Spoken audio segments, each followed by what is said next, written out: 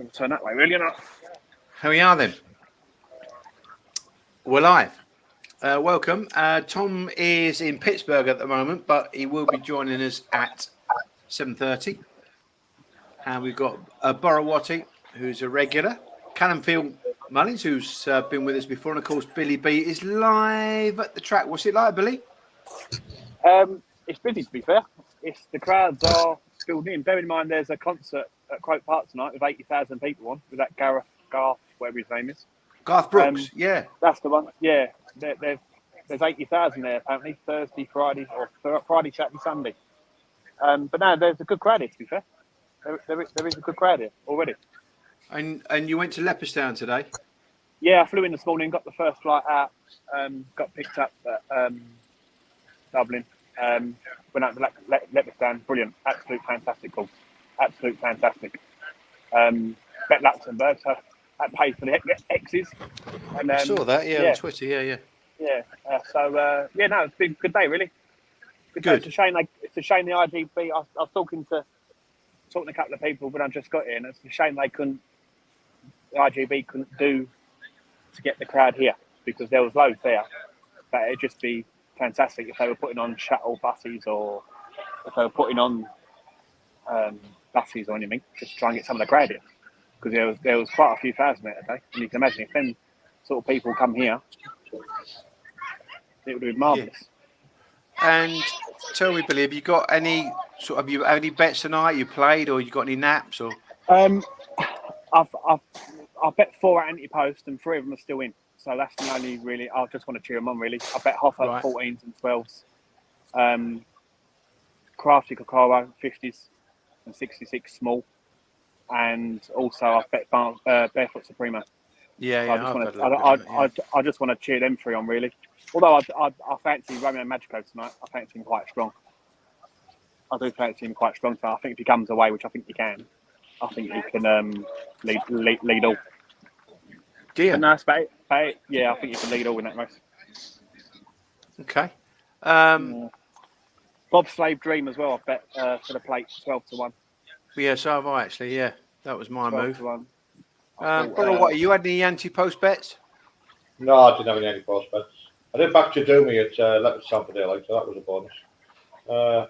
I just think that Default Freddy's a good thing. Evens are better. I fancy Ballymacfin to get off the front. If it's a goal, it's better than last week. I think might hang on. Ballymacfin. The Baz is just going around as well. Okay, and Callum, have you got any sort of bets? Oh, hello, Sarah.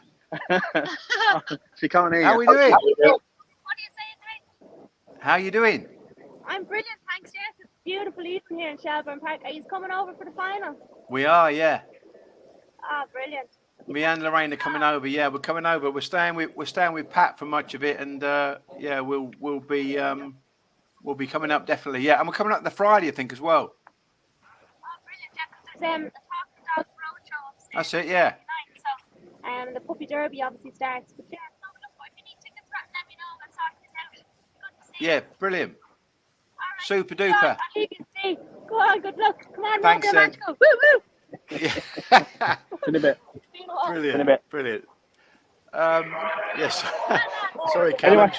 Anyone else want to see while I'm here? Spoil your thunder there, Callum. Have you got any anti-post bets, or you got any bets tonight? I'm like Billy. I had 4 anti-post. I originally had 3, and then I put 1 on second round. I now have 3 going in. 1 time only at 33-1. Got knocked out, unfortunately. I think I got Vincenzo at about 28 or 25, something like that. And I'm on the Born Warrior train with Tricky. And as well as that, I've also got Callaway Masters, which is, I think, the weaker of the 2 Callaway dogs for McKenna. But at 80-1, he's doing very well. If he goes out tonight, I'm just happy that I'm still watching him at this stage. Yeah. You've still got to squeeze it tonight, I guess, if he clears Hoodoo Brown at the box. He put himself in with a chance. But yeah, okay. Yeah, I've got Born Warrior as well. I was like you, 1 time only. Born Warrior. I've got Hoffa. I had Bally Ball of Red, and I've got Hennessy's dog as well. what's his name? Barefoot Supremo. So All got them 3 two left. colourways. The Pro-Am dog has to lead, doesn't he? Or he'd be out if he doesn't lead, I don't think. Not very possible. Pro-Am? You're the ones who take the dog that could keep qualifying. Yeah. I think Pro-Am's strong enough, don't you think? Off the Yeah, front, easily. maybe he has to come from behind. Yeah, Good dog, fair though. comment. Good dog for Oxford. I thought The he track's stayed dry. all The track's right. drier than last week, anyway. Say again, Billy? The track's drier than last week. Bear in mind we had that torrential rain, or there was torrential rain over it last Yeah, week. it's funny because Ian said he thought that they put covers on last week, and he thought it was reasonably dry, but Don't give it on the Bowser's game man now, but it still looks dryish. You only have to look at the end times, even though they give it normal, it was definitely slow, wasn't it, than the week before. yeah, I think Ian was saying he thought it was 20 back, like And the sectionals and the third bend times were slow for a lot of dogs as well. And tell me, is there any sort of bets or any opinions in the first race? Because we're 8 minutes away, but If I had a bet, I think I'd chance the red on it. Yeah, that was me really. Yeah, I agree with that. Got a little bit of early, albeit A3, but it's not. I mean, it's just not the strongest AO in the world by any means. And I fancied the bottom really. I know there's been money for it, it's favourite, but I fancied. Yeah, I mean, again, he's another one. If he gets a run, he just needs to run, Billy, doesn't he? He's not really a good breaker, but he does stay well. But, That's finished well. Yeah. Callum? Do you guys go with Bogger Hunter? Yeah. Yeah, I just like his Clonmel form. He's either there or thereabouts. He's, I think if he leaves the lids fairly quickly, might just be enough to make all. Yeah. Yeah, I thought that.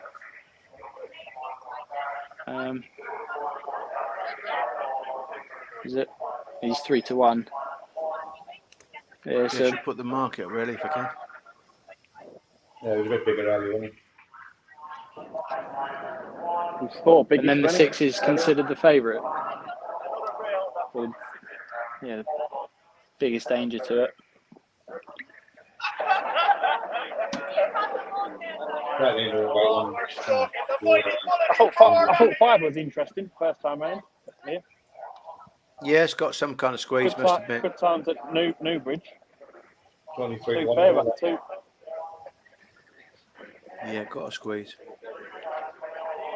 2 decent runs as well, wouldn't it, around Newbridge?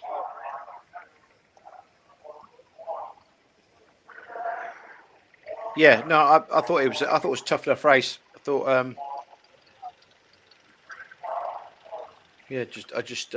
I had no strong opinion. I thought that I went on the draw really. Just thought that 2 was a bit of a one pacer and 1 was showing a fair deal of early. But Barry McDarsh's got a little bit of early, but maybe not enough. I want to go in a bit.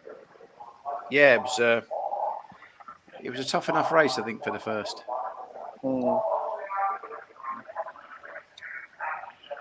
Did you get any sort of messages, Billy, from people, lads that have come over? I know Eddie Goodall's come over. Yeah, I saw Eddie at the track earlier on at Leopardstown. I saw Dylan there earlier. But I honestly thought there'd be more people coming over. Really, bear in mind there was nothing going on over in the UK today. Horses or dogs, or I thought there'd be a few more coming over. Yeah. But bear in mind the hotel prices were ridiculous because obviously what's over here. And don't get me wrong, I'm staying out and I'm going straight back to the airport after to kick the airport for a couple of hours for my first flight out. All right. So I weren't paying 300 quid, 3.5 just for a couple of hours kit. Then by the time you get out of here after the draw, 12 o'clock, after 12, you're back at the airport by 1 o'clock, have something to eat, and you got to be there by 5 anyway nowadays. So I thought I might as well go back there. Yeah. Tempted to stay for the cover tomorrow, but it's Doncaster, isn't it? Yeah, it's Doncaster as well, isn't it? Doncaster legend and the cover Champions weekend over here. Yeah. So no, I think I'll go back to Yeah. sleep in the morning and then get out for Donny. A lot of group Yeah. races tomorrow. I think there's 3 or 4 in France as well. I think someone was saying there's 3 at the cover tomorrow. 3 at the cover and 2 today. Or 4 at the cover tomorrow. I know there's a few. Yeah, there's Irish ledger, isn't there? That's it. And did you dabble Borowati on the Leopardstown stuff yourself today? Said one bet about that Chadumi. All right. Yeah. Went after track, didn't it? So never much Yeah. really.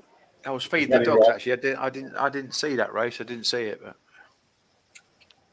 Led the only one I missed. At the end of the card, whenever was leading the last few races, just led all the way and won. All right. Yeah. I noticed that. Did you see the last race, Boway? No, I didn't watch the last race. I was still getting another shocker back in a winner. Gavin Cromwell talking the last.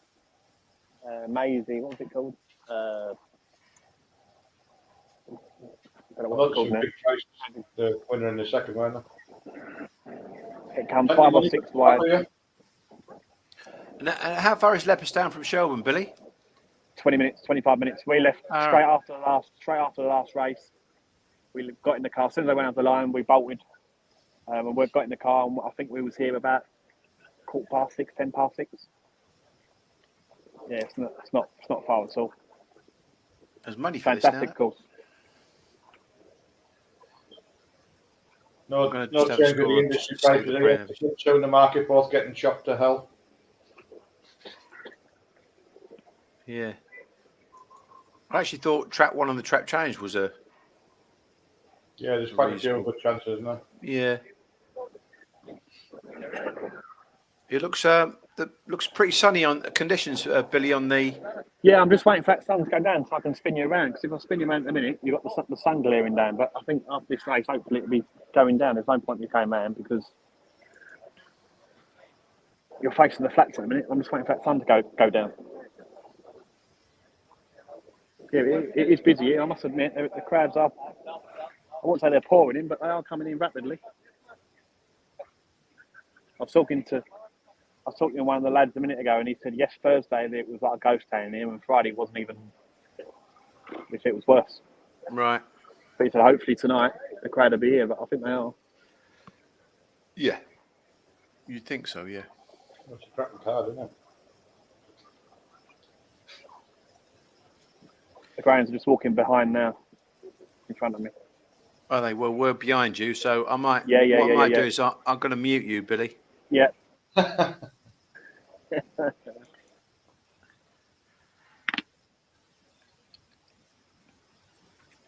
It's amazing how the industry prices. If they wouldn't make us on track, surely they'd be up stand against 1 or 6. They wouldn't both short up, would they? Yeah. There's every race the same. Good money for Red. Well, I mean, I always thought 6 would probably be favourite on the premise that if he gets a run, he's got a massive chance. But yeah, they've definitely come for 1 and 6 late sort of thing, really, haven't they? So I don't, like you said, anything to the pinch of salt. There's no such thing as a gamble with them industry prices for me. No. Right. Hopefully that gets a bingo break. Are you on the Red, Paul, yeah? Yeah, just small. Yeah, 4.4. I've just had a little bit of an interest, yeah. Wave the flag then. First race of the evening from the quarterfinal card of the Derby. It's an AO here. Favourite in 6, Deadly Crusader. Her approaches traps. And away and racing. And a good start from Ballymac Darcy into the turn with the Red punching up on the inside. Shoves that rival out the way. And actually, the 3, Ballymac Darcy has taken care of Deadly Crusader. Down the far side, Bogger Hunter then skips around about 4 lengths clear from a Lucky Lady in second. Third spot then is Abbey Lee Rose. Round the last 2 turns. And Bogger Hunter with a healthy lead of some 4 lengths clear of a Luck Lady. And up towards the line, Red will go on and score nicely. It's a 1-5-2 order with a Luck Lady and Abbeyfield Rose filling the minor medals. Cheers to that. 28-39. That was a good start. Aye, very good. Very good start, yeah. Wasn't planning on Release going pressure on the next few races. for a winner. Well, Billy, I hope 6 is right there because I think it sort of it made the drop, but yeah, three got a knock from 1 actually and took Yeah, I 6 could see out. it. But you're just watching the replay. Sam Welton's first race, isn't it? Yeah, 3 and 6 then came together at the half, Bill. Yeah, three took 6's back leg, so maybe that's an excuse. 28.39 the winner. 28. Yeah, what one gave 3 a nudge and took 6 out after the pair them not race straight away went after that. But they dragged each other back at the halfway stage as well in the straight. No, I Off think the second bend, wasn't it? Was it off the second bend? Something happened to 6. Just as yeah, after the second as bend, they straightened up, yeah. and 3 dropped off after that, and Yeah. well, can't see him in the picture for the. No, I think he was all right. I'm past the sure he line. was all right. Yeah, I'm sure he was all right. Made the pickup. I can turn you around now. Yeah. 28.39. Yeah. Found about 20 spots, 2.5 lengths. Track's From obviously its, looking all right. 29. Oh, he's got a faster run. It's on a the second car. run there as well Yeah. at Shelbourne. Yeah. Yeah, it's been a while since 29.19. Yeah. Just that Kilkenny run was a flying time, wasn't it? So, Yeah. He had all the Ratchie's dogs, didn't he? Peacock? Is that the same fellow I'm thinking of? Did he have who? Sorry. The Ratchie's prefix. Ah, right. I'm not sure. I'm sure he did Peacock. Yeah, not sure. It's not a name change, though.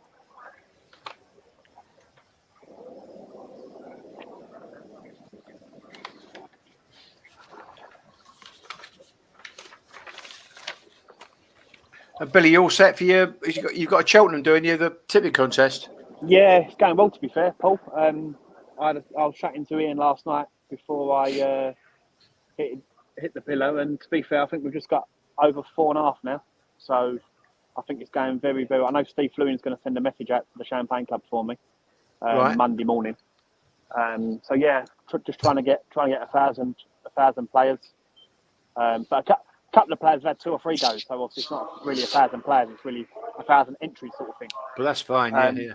But apart from that, it's all right. Easter. Just trying to. I'm on RPGTV Monday as well, so hopefully I'll try and get a few more people try that. But yeah, try and get something for Great Ormond Street. And that's on the 31st of October. It's the 21st. Yeah, 21st of October. 5 weeks. So if anyone wants to get involved, message me or Ian Harris on Twitter or anything.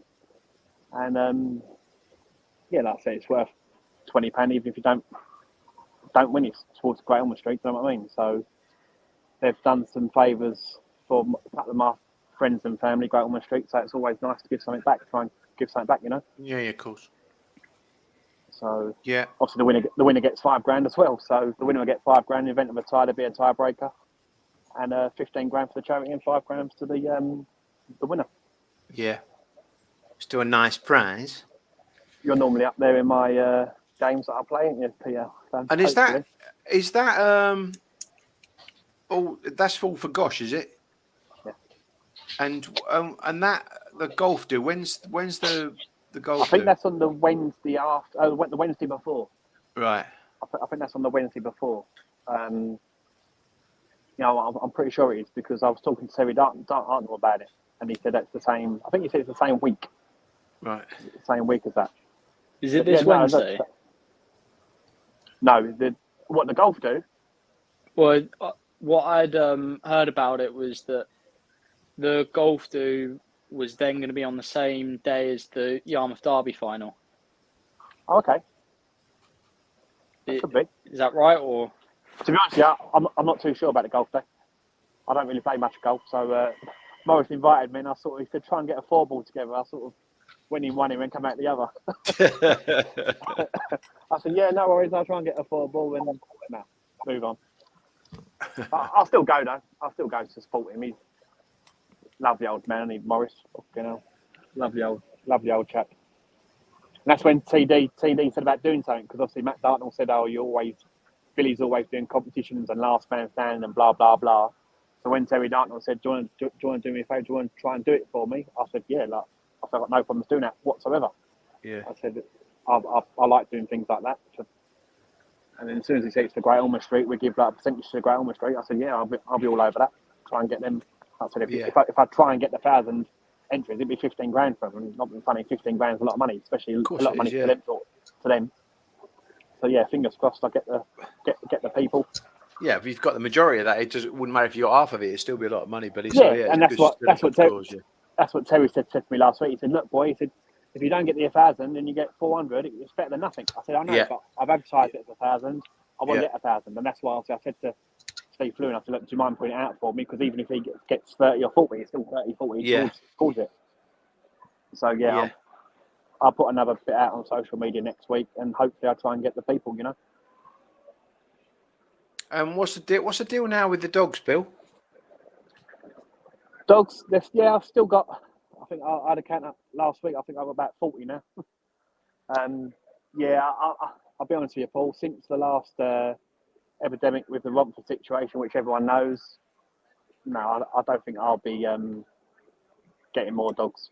I don't think I'll be getting more. I think it's dead and buried for me, really. I think I've got the syndicate dogs now. The syndicates are really not happening now because everyone's worried about what's going to happen going forward. So there's not many people buying dogs, and if they are buying dogs, it's on their own. It's not like in a syndicate. So I've still got syndicated dogs. I've got obviously the 5 on Doncaster still that are syndicated. I've got 2 at Sheffield that are syndicated, but I don't think there'll be no more syndicate dogs for me. I think if that's sort of dead. I think the majority of the dogs I've got now on my own, and even that's hurting paying £2.5, £3 a month kennel wheels. Yeah. So, but I think the way the game's going, unfortunately, I can't really get enthusiastic about the sport no more. I'm sorry, but I like the Irish Derby and English Derby and category ones I can, but I can't really see the. It's not. That's the thing is, it's not really it's not sold like it used to be, and obviously I used to go to Romford and the same as you did on a Friday night and stuff like that, and Sky nights and. It's not the same now. It's not the same. I had a conversation with Billy Boyle a couple of weeks back and Paul Young playing up at Lingfield Racing, and it goes to show if you've got Paul Young and you've got Billy Boyle, one or two of the game's good people are going into horse racing. Surely that tells you everything that you need to know. And Young, he said he's got probably shouldn't say it live on here, but he's probably got 5 or 6 horses, same as Billy Boyle. If they've got 5 or 6 horses. And what does that tell you about Romford on a Friday night when it used to be? And even he said to me, Billy, he said, you go over there on a Friday night, it's not the same. It's not the same. No. Where you sit upstairs and with Mick Musgrove and Mitch Millwood, rest his soul. It's just not the same no more. And I just thought, what is the point now of buying these graded dogs for racing managers to box you up and to try and take the piss out of you? Same as Doncaster. Like I said, everyone knows why I had 30 dogs on Doncaster, and they try and stitch you up, and I've done a massive day for them on Doncaster for Boxing Day. Yeah. Raised a lot of money for them, and they just try and box your dogs up. And you think to yourself, you're trying to help the trackies, try and get people in the door, yet they're trying to fuck you over. So I just thought, you know what, I'm not having no more. I've still got dogs there, because obviously the local people, syndicated people live around the corner. They live in Yorkshire, so they want to go. But I just thought, what's the point? I'm bringing dogs around here, and they're being like 60 to 1 on the graded race, 60 on Betfair. And I think that ain't that's not a fair whip. 14 and 1, 12 to 1, you don't get downgraded. Yeah. I think that's what's happening at the moment is the pressure from the kind of media rights all the time. And personally, I think I don't get why they can't be more flexible. And I know that they get paid money per race and stuff like that, but it should just be really a contract and say, well, there's your competitive races, crack on. Because I don't really see how having the 4 and 5 dog races that actually is a benefit for the betting shops. Yeah. I don't really understand why. I got told about 3-4 months ago that Doncaster and certain tracks were not allowed to supply 5 dog races. They had to be 6 dog races. Well, when I was race manager at Crayford, which was in the 90s, Billy, it was sacrilege if you had a 5 dog race. You always had reserves. You always had, you made sure there were competitive races. There would never be an odds-on chance, and there would never be a 5 dog race. And now anything goes. Now it just seems, exactly. And at one point, get fined for if you put a 5 dog race on, or you not get paid for the race. Did you not? At one point, didn't the tracks, if they didn't have a 6 dog race, if it was a 5 dog race, did they not get paid for the race? That's what I got told 3 weeks ago. I don't know that, mate. exactly what I got, yeah. I wouldn't know That's that. exactly what I got told. But I mean, everyone complained about Tom Kelly, but I he was at Bags, and I guess really to a certain extent, at least with Bags, I think everyone kind of respected that was the service, and you provided what they wanted as that service. But now it seems because there's two different providers, it kind of, I don't know, it just seems like anything goes, and it's strange. It's strange for me that even as a governing body, and I know they'll say, "Oh, we only govern the sport," but surely you set standards, and people should abide by those standards, because otherwise, standards slip. You leave your gate open, and things happen. And Free for all.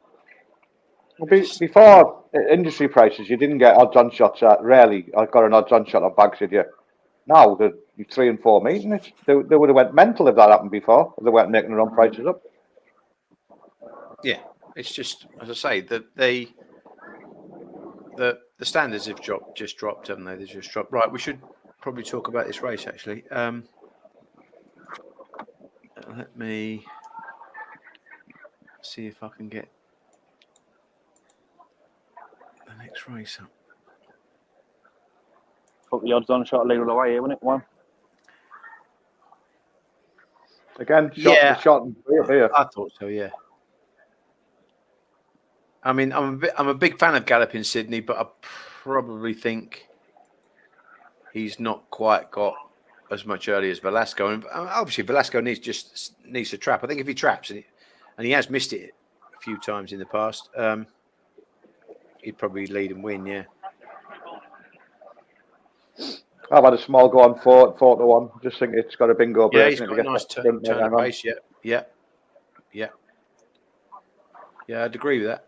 He's got a nice turn of pace. I actually made him second in. Yeah, he'd been off a while, but yeah, his form prior to that was decent, to be fair. Yeah, I could be wrong as well, but 5 is a lucky gift. It's got some terrific form. It's won an A2, an A1, an A1, and an Open, and it's 14-1. It's really drifting. 22 probably for place money, I reckon. Yeah.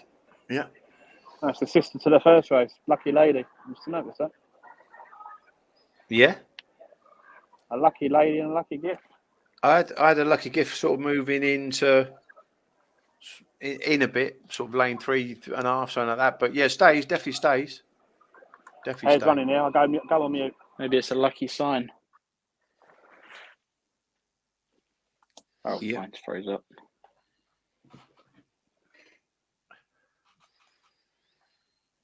There we go then.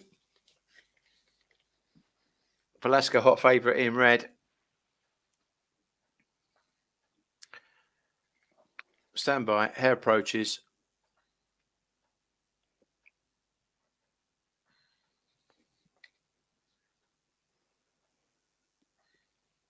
And away and racing, and Velasco gets a smart start up on the inside with Paradise Nickel up on the outer, trying to match that one into the turn. But Velasco goes round in front.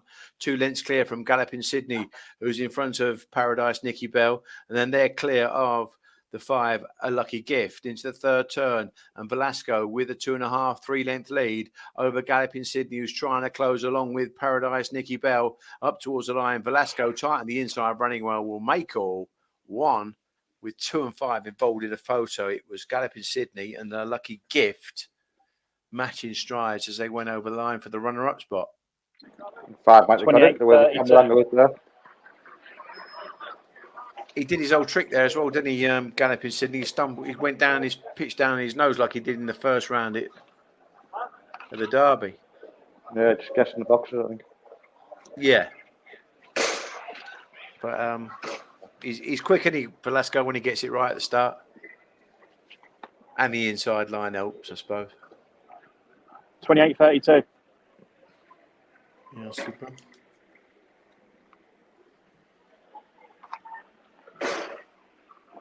Do you think that's probably more his trip as well, isn't it?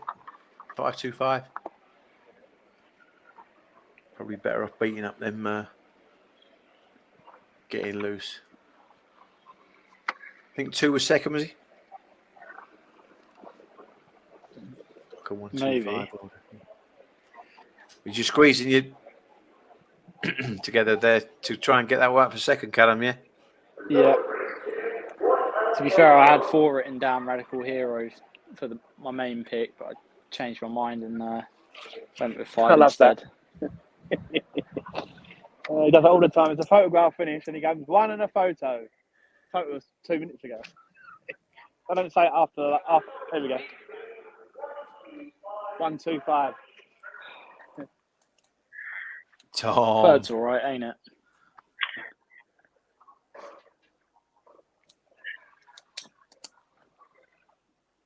It's a good view of his forehead there. Yeah. You there, Tom? I am. How are we, chaps? Yeah, good. Yeah, good. How are we getting on with the betting? We had 1 bet in the first and the red in the first, and it copped. I thought Velasco was probably its price really, so I didn't play. Fair enough. Me being disciplined as I am, do you know what I mean? That's it. Still missed out on a winner though, haven't we? Yeah, exactly. Yeah. I actually thought the trap one in the trap challenge was pretty good actually. What price was it, Peter?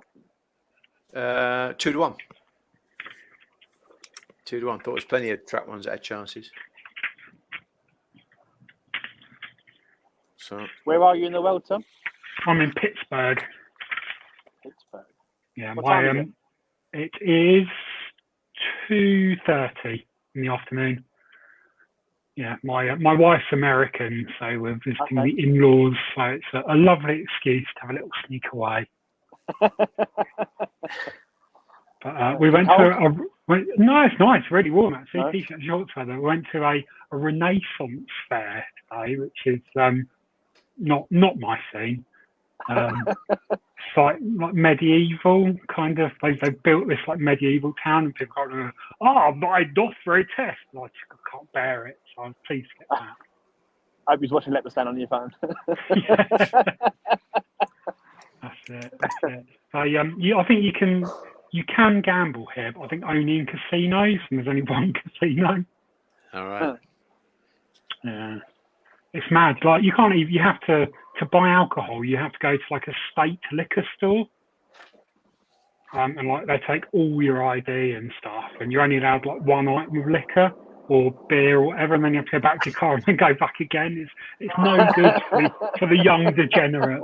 Oh no! But their local beer, Yingling, very good. Highly recommend it. Never seen it in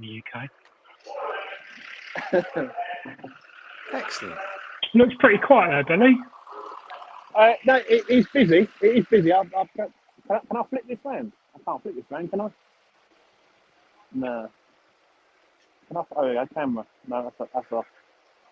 No, I can't flip you, can I? No, it is busy, to be fair. It is. I was just saying to the lads, there's a Garth Brooks. No, it won't be Garth Brooks.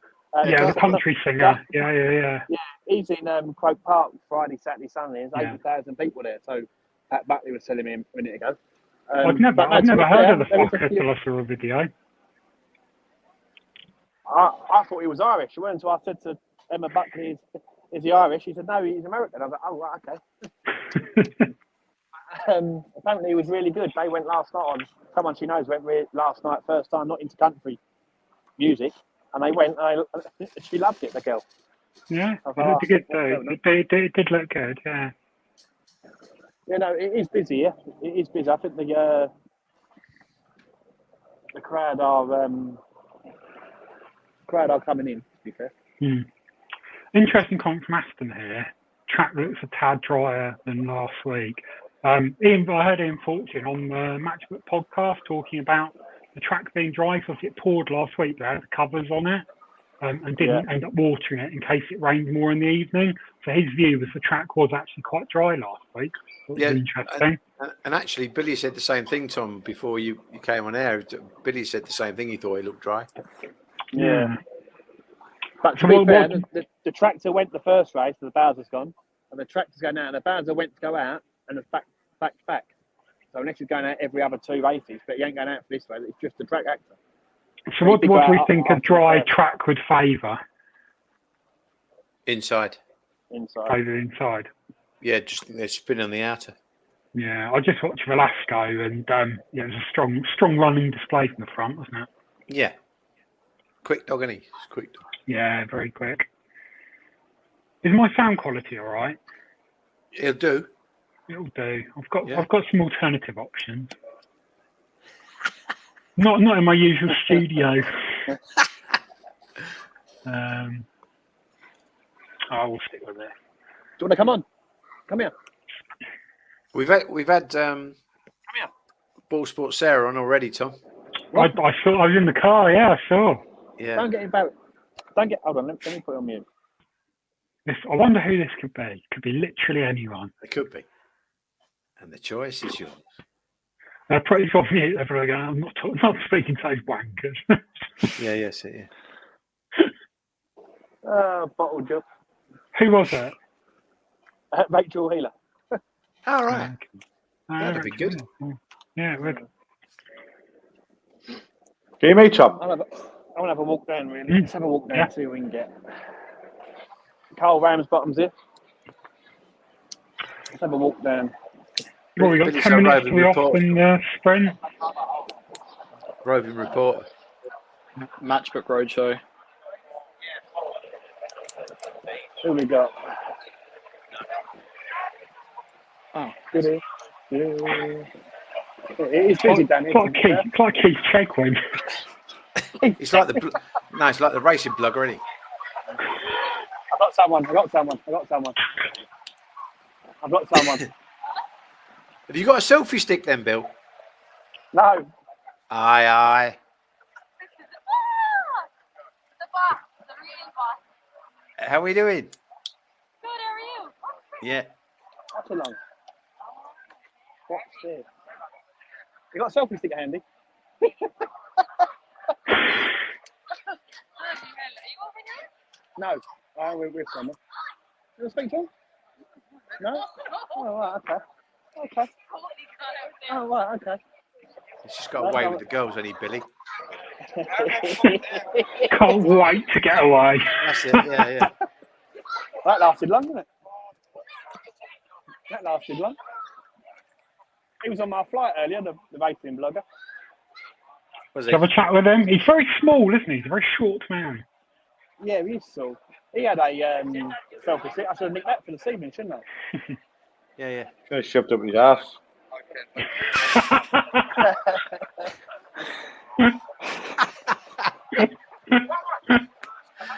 Not a fan, Watty. No, not really. Have you got over your? Is a beer cheaper than shampoo then, Tom? I was getting pelted from the boys last night because I went to the supermarket yesterday, or the grocery store, as we call it over here, and the cost of stuff in America is insane. Like I've not been since pre-COVID, probably 2019 last time I've been there. The price of everything, just the dollar price, is doubled, tripled, quadrupled. $10 for a shampoo in Aldi. $10. no. It's just like the cost of stuff here is mad. And but yeah, I just put it up as one example, and then just got constant abuse saying overspending on shampoo. But yeah, it's mega. Can you not just make the in-laws shampoo then? Is that Dylan? That's someone you might know. Oh, is that Dylan? Hello, Dylan. What's Dylan's nap tonight? Close, Bring the come on mic here. closer. Rocco's both set than that. Gone for an 8 to 11 shot. Is he? So you think he'll definitely clear Nesta?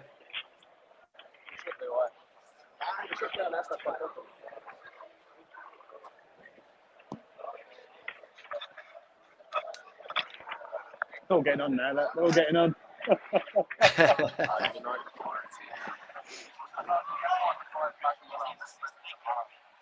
Your sound's gone a bit, Billy. Yeah, sounds poor, Bill. Sounds poor. I think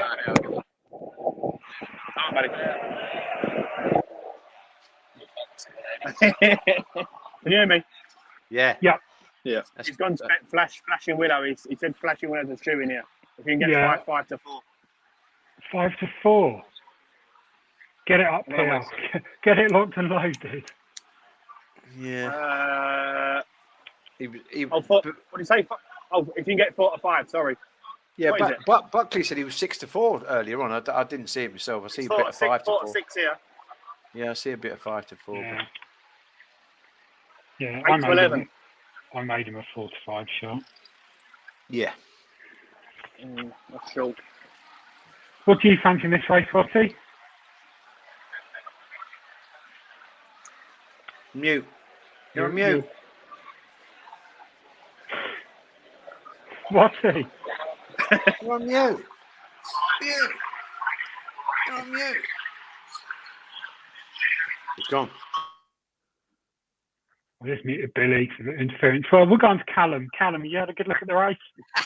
Don't know. I'm not too familiar with the sprinting scene in Ireland, but you know, Flash and Willow came over for that one race at Toaster and I think blew everybody away. Yeah. Other than Flash and Willow, I was probably going to go with Count Aurelius. I think there's a dog on its outer, which has also got decent chances of beating Willow to the punch. But nothing I'd probably play with. What about you, PL? I mean, Flash of Willow's Achilles' heels. He's starting, but he's just such a fast dog. He's a track record dog, isn't he? He's just a quick dog. If he gets any kind of break here, he'll win. Jaded in track 1 has just been bought by a friend of ours, Eddie Goodall, and his pals. So good luck with him. He looks a nice dog, actually. He's got nice early, to be fair to himself. He's got nice early. I think actually he was worried about the fact, strangely enough, he's drawn in red, in that they don't start from red. But obviously, if you've got a sprinter and he's got a good deal of early, you'd want to be drawn red. But yeah, I mean, all things, if the trap's open and they break level, Flashing Willow will lead, and that'll be end of. So yeah. But that's easy to say. Well, he's 8 to 15 now. So. But no, yeah, it was 5 to 4. Put him in the line bet with Velasco and Hoffler. There's a well bet in the ring, the bottom. Yeah, he is. 2-1 in a place here now. Yeah.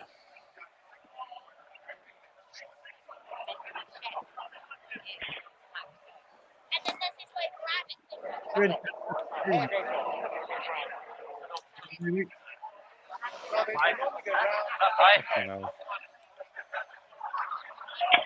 You're back, Watty. No, okay. I've changed headsets. I had this headless wireless one, but seems to have untitched up. I think I'd rather just have a double on the white at 10s and the orange at 16s. I don't think the orange is that far behind 6 on Dundalk terms for them to be that far apart in the market. Yeah. I know 6.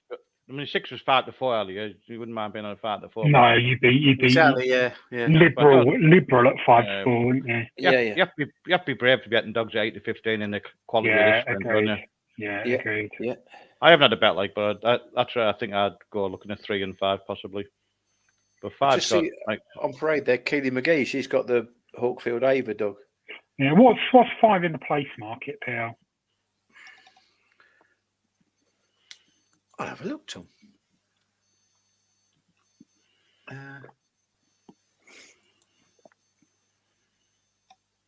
Place 2.92. Yeah, that's about right. Okay. Yeah, that is about right.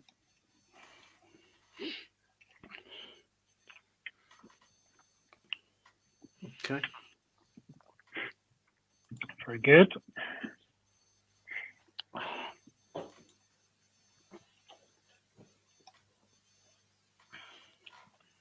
As per the norm for us, we brought a bitch show from Ireland a week on Thursday, settled in brilliant, friendly as anything, took her a walk Sunday, absolutely first class, coming season Monday. Farmers. She's only February 21, so give her a chance of strengthening. Yeah, it's no bad thing, really. No, they're not. Well, they regularly do that, don't they, when they come over? But that's 2 bitches out of 3 we've got in season, so it's not great. Yeah.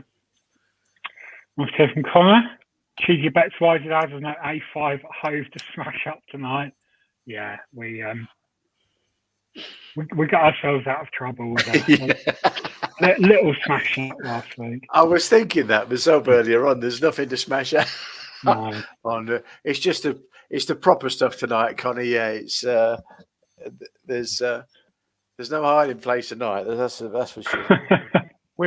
I'd been racing with Matt somewhere. I can't remember where we've been. I was staying at theirs in Batley, and we got back from racing and everything. We're like, oh, I'll have a look at the American racing. And we were desperately searching for the market on this race. We couldn't find it anywhere, swearing at the telly and everything. Anyway, only when it went up, we realised it was mule racing. We'd have had a bet if we could have gone on as well. They're going in here. Yeah. So Eddie Goodall's dog is I suppose they've had a little bit of a nibble on him. See if they can get a bit of the purchase price back. Good luck to Definitely him. got some early boot. I know that much. Yeah. Here we go then. Hot favourite here is Flashing Willow in box 6. Hare approaches for the sprint. Oh. And they race away and force bombed out. Hawkfield Ava for Keely McGee from Flashing Willow. Ducks up now up on the inside in front of Jadid, who's in 3rd spot. But it's Flashing Willow that drops up on the inside and goes on now and quickens clear for Pat Buckley. Flashing Willow goes on to score nicely from Jadid, involved in a photo for 2nd, along with Hawkfield Ava. I think did get the runner-up spot. Yeah, 2nd win line, I think, so it would have done, yeah. Yeah. Flashing Willow. Sometime 1844. Roared up. 1844. Powerful run, wasn't it? Yeah. Yeah, he's got some gears, hasn't he? Wow, that was impressive. It was, yeah. Horse showed some early, didn't it? Oh, it went 1844 as well. Yeah, that Did was track some 4 play? Track 4 did Yeah, play. that's got up. PM said, Go Wallop. should know state of the going if this bitch bangs out. If so, the going's okay. In my opinion, no reason shouldn't be out of track 5 to place the track 4. It's fun. You can't really tell how the wide's going to Flashing Willow because it's ran middle for most of the race. Yeah. Yeah, but there's been 2 trap 1s and now a trap 6, and the going's obviously decent, so it looks like it's a level track. Yeah.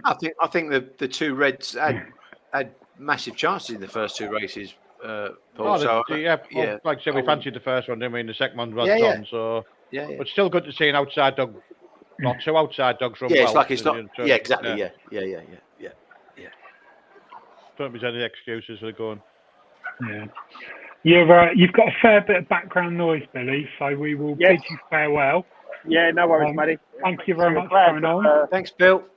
No worries. Have a good evening, guys. Have a good one. Good night, mate. Bye, mate. Good night. Bye. Good luck. Tom's in control now, see. I'm a bit OCD. I don't. My autism kicks in with the background noise. Can't cope. Should be used to background noise now with a baby. Oh, that's lovely, isn't it? You know the baby's still alive when he's screaming. That's good. Sorry. Right, I have got videos. We love a video, don't we? And we've got time. So we've got Billy Max Finn, Romeo Majiko, Cully Raven, Skywalker Barry, Gort Kelly, Nestor, Buckley, Budset. I think they are all... No, Majiko and Finn raced each other last week, didn't they? So that seems a good place to start. Yeah. Yeah, I fancy Finn to turn it round tonight on the going. I think the going's better tonight than last week. Yeah, so that was heat 2. Hang on, round 3. Heat 2. So Finn was in 2 and Majiko was in 1.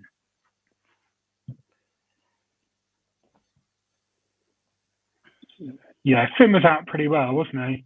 Yeah. And Majiko incredibly brave and a little bit lucky at the first bend there.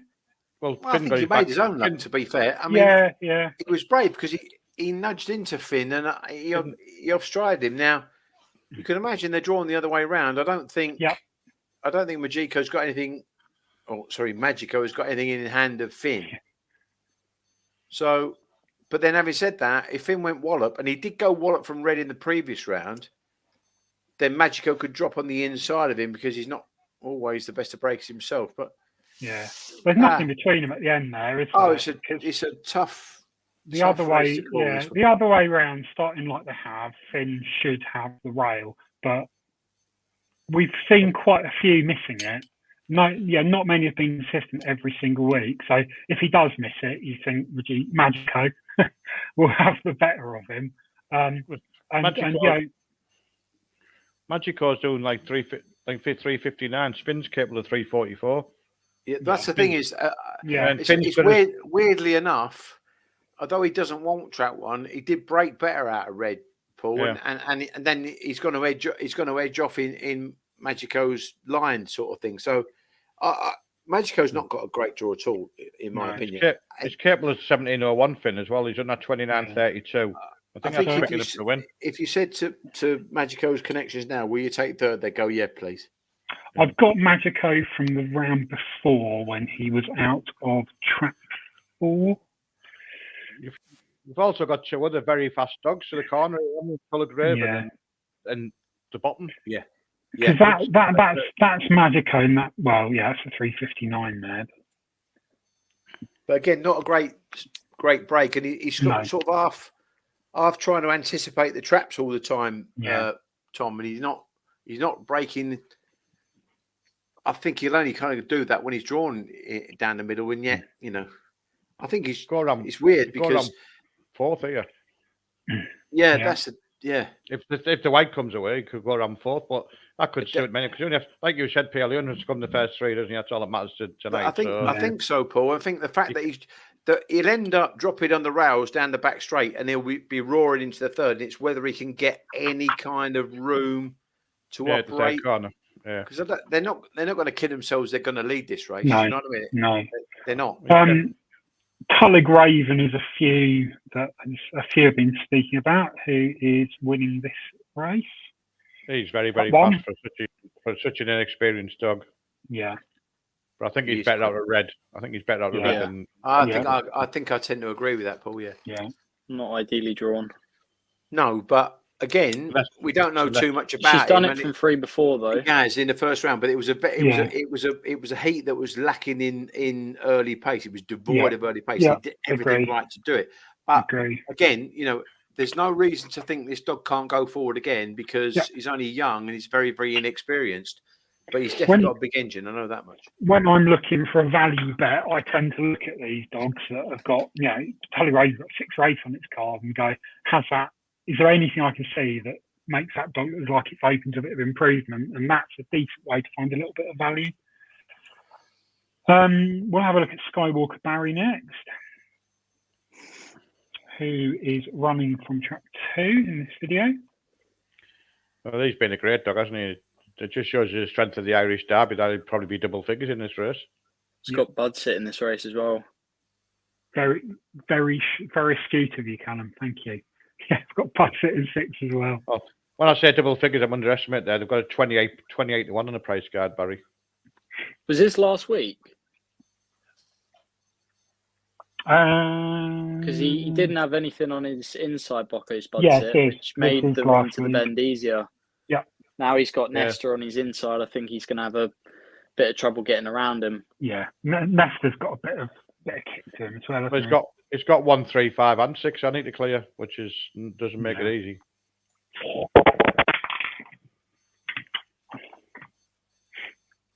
Barry's got that stamina anyway, so if there is trouble, I'll probably see him or Nesta getting up there for places if they're lucky. Yeah, we'll have a quick look at Nesta's run. Race 8, track 6. He was very smart about the third bend. Yeah, I bet him the week before. I think it was about 45 to 1 on Betfair when you finished second. Yeah. But you get nothing for second if you don't bet places. You've come second from here in what wasn't a bad race. So there was a bit of bother at the bend, though, wasn't there? Yeah, just Didn't he just dance around the bother at the third bend? Yeah. Which is, I say, he's 4-year-old, isn't he? So he's doing well to be running at this level. Yep.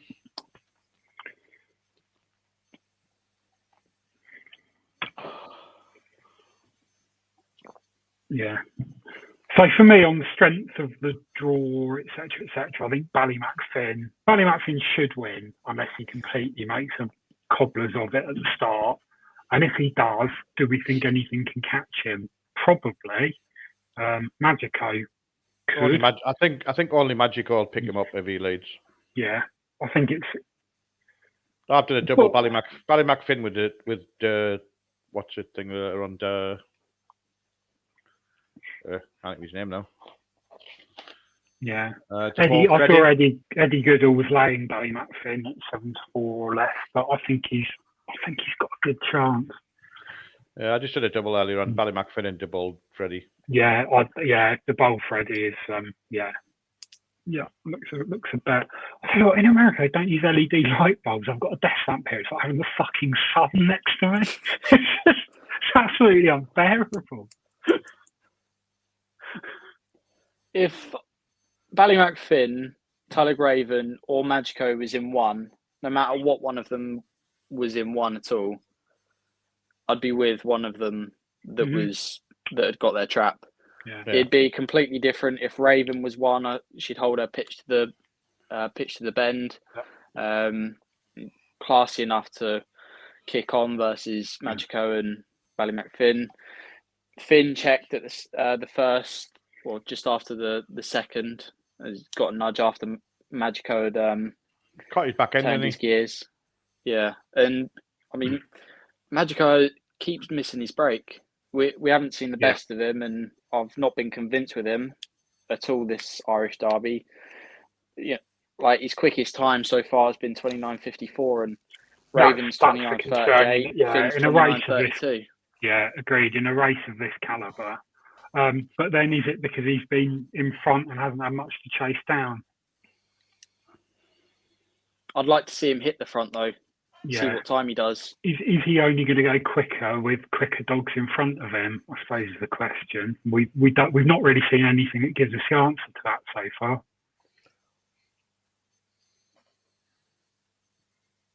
So gun to your head then, Tom. Who do you fancy? On the draw, Ballymac Finn, but I could easily see Magico win. I could easily see Tulloch Raven win. Bud set, if it's a bit messy inside and gets a ping, could well win. And Skywalker Bar, if he gets messy, could sweep round them all. So you see Gort Kelly Nesta smash up now, but I'd say 7-4 or bigger. I'd add a little bit of Ballymac Finn, but it's not a strong fancy by any stretch. I wouldn't be having much on. What about you? I'm at the top. I think I probably should save on Finn because I think he's probably a better dog out of red. Actually, weirdly enough, I don't think he wants red, but I think he's like the inside at Shelburne is such a massive advantage. Yeah, I think it's good for him having Magico in blue as well in this race. Yeah, if Tulloch Raven was in blue, I wouldn't fancy Finn as strong. Yeah. Even if he pops out ahead of Magico, I still think he's going to slightly move off the bend and attack it with a bit of force. Mm-hmm.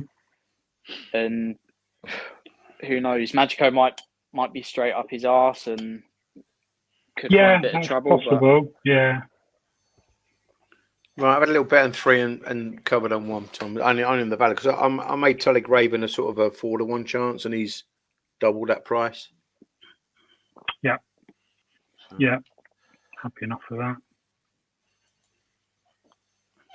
Is it right that when Billy was on about early before you came on, Tom, he's on about how many dogs he's got now? It's a pain in the arse. And he's on about jacking in syndicates and stuff.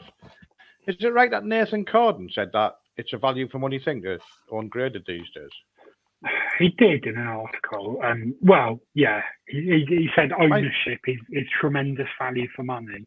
It might be if you're his end of the thing where you're selling them and the selling the dogs, but when you're at the other side of it, I don't think it's that much value for money for anybody. I suppose all things are relative. It's not value for money. We all know it's terrible value for money. Owning a greyhound at almost any level of this sport, unless you've got a contract to back it up. But if you want to own a racing animal, then it is a fraction of the cost to own a greyhound than compared to owning a horse, say. And if he's doing it to try and promote the sport and get owners interested, then fair enough. And we've had Corten Steel at Romford for over a year now, and I don't think we've ever had a kennel bill. Albeit the dog costs several £1,000s that we'll never recoup because it's not competition class. That's probably more through our not through our buying, but he's had a couple of sprints at Harlow lately, hasn't he? Yeah, he has. I don't think sprinting's for him.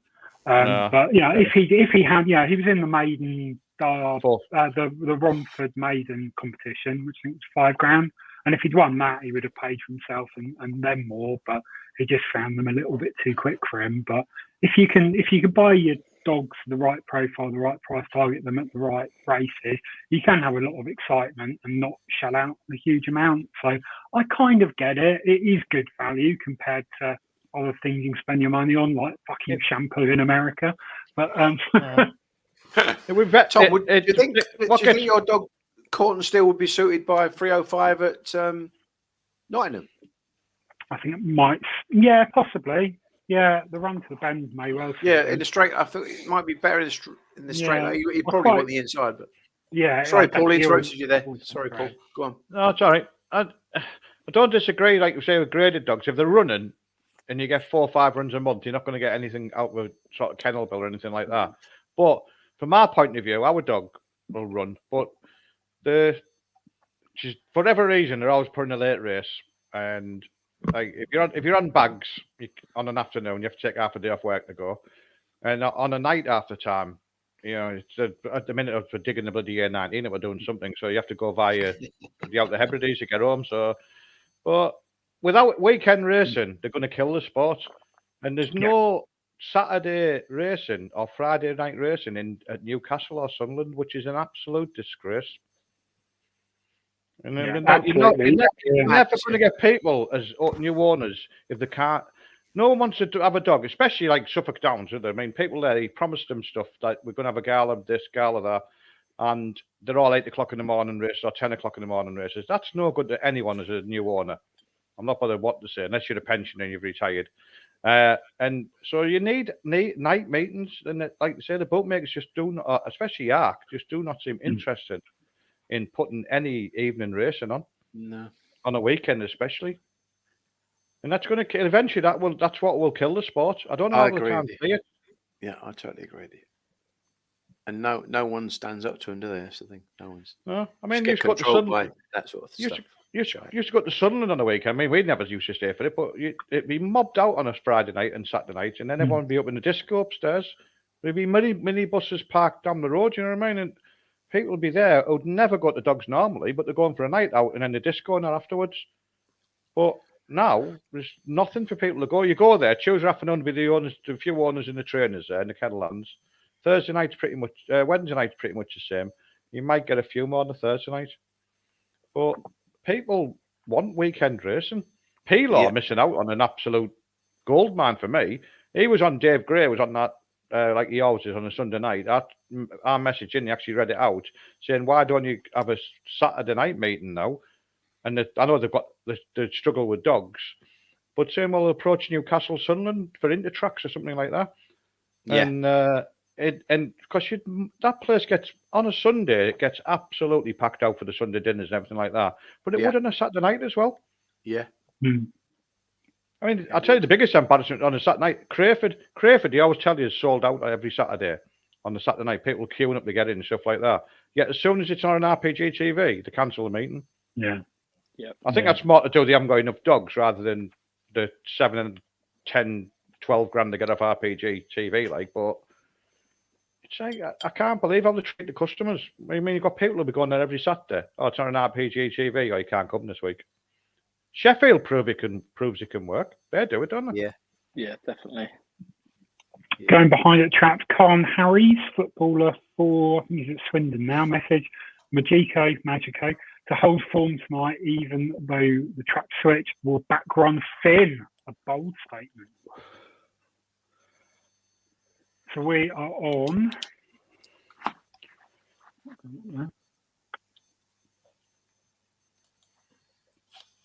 Raven with a Sabre and Finn. All in. All in as well, yeah. Just favourite, and obviously there is money for Bocco's Bodsy because the lads fancy it. The squad. The squad. Here we go. Heat 1, round 4 of the Irish Derby. Air approaches. Go on, Finn.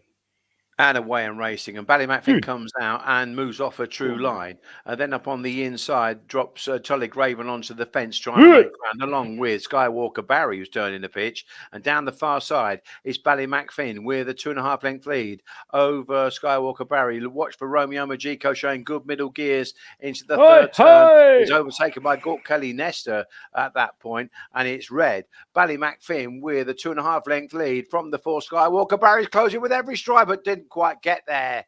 And Gort Kelly Nesta qualifies back in third, a 1-4-5 order for the first heat. What a dog he's been, that Nesta. 29.59.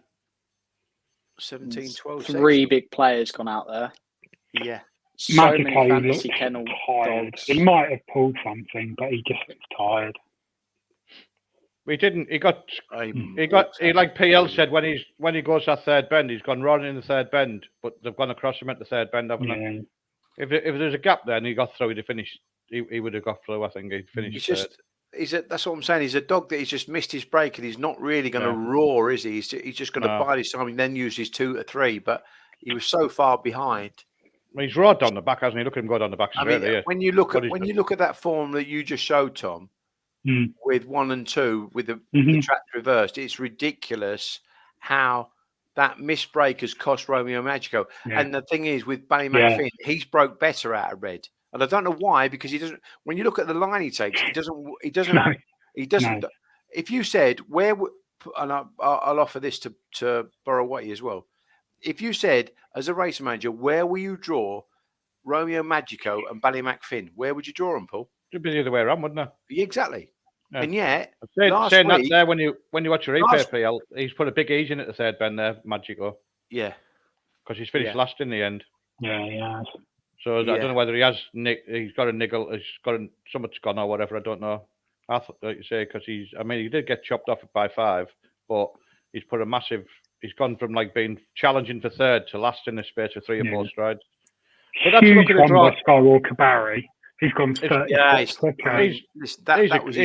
That was his best run of the derby so far. Yeah, exactly. He's a great dog, isn't he? Yeah, he is. And the man that's at the other end of the lead is a genius, by the way. Oh, without a doubt, yeah.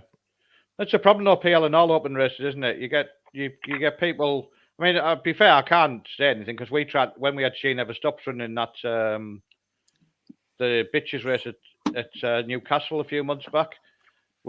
She's a bang trap 3 dog.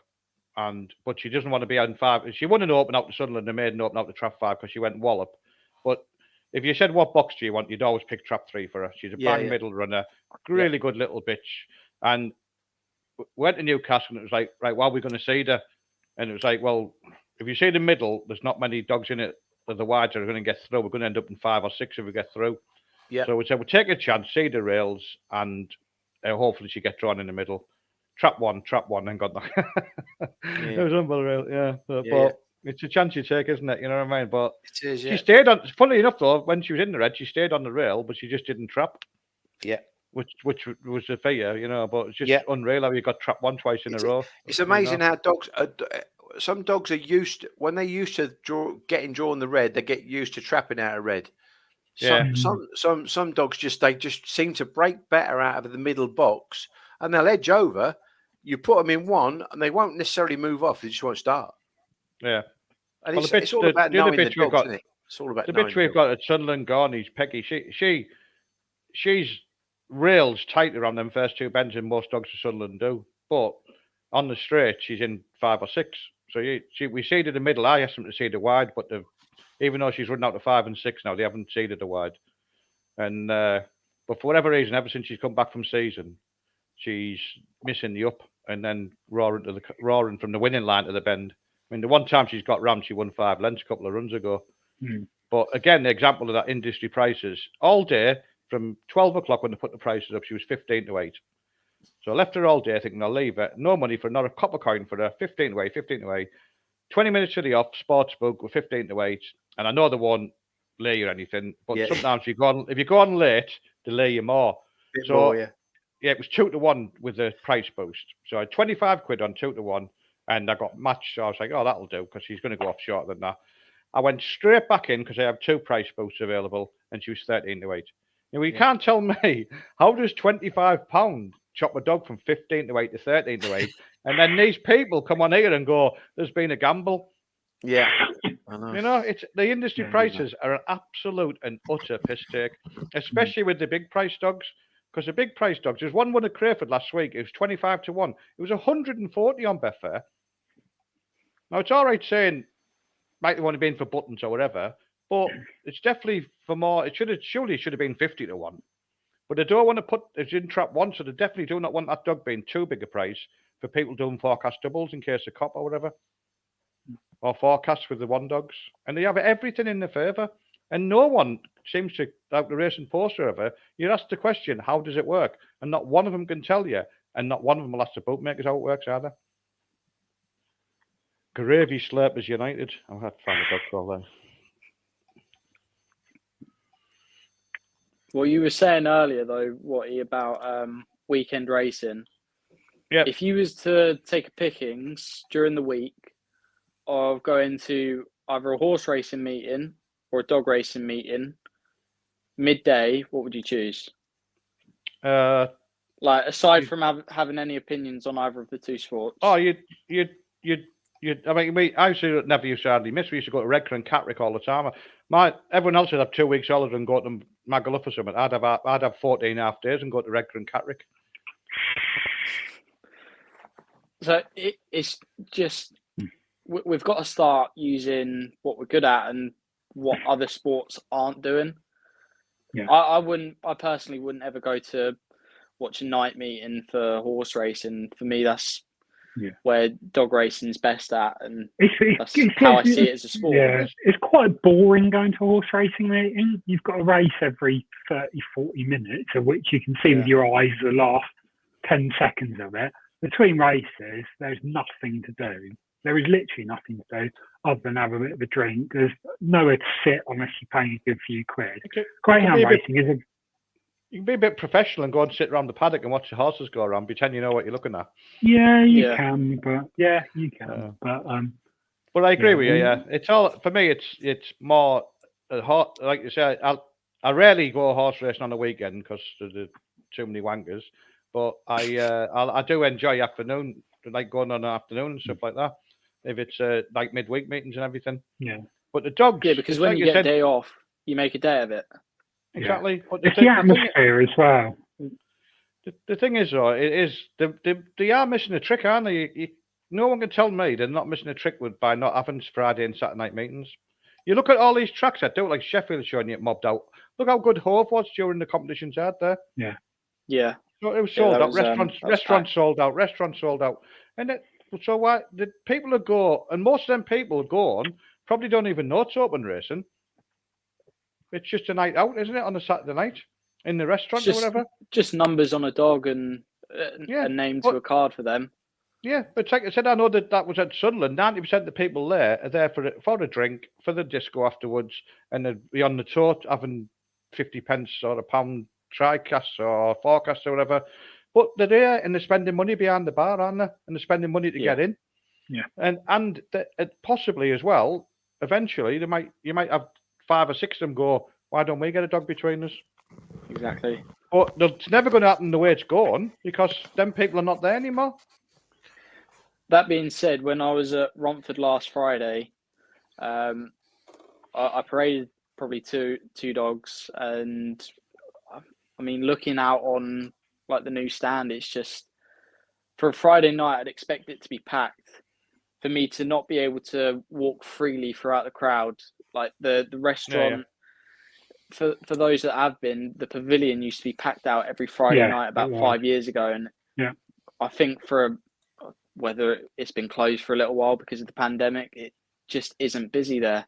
I haven't seen it on a Saturday night, but you know, Hove Thursday and a Saturday night's always decent.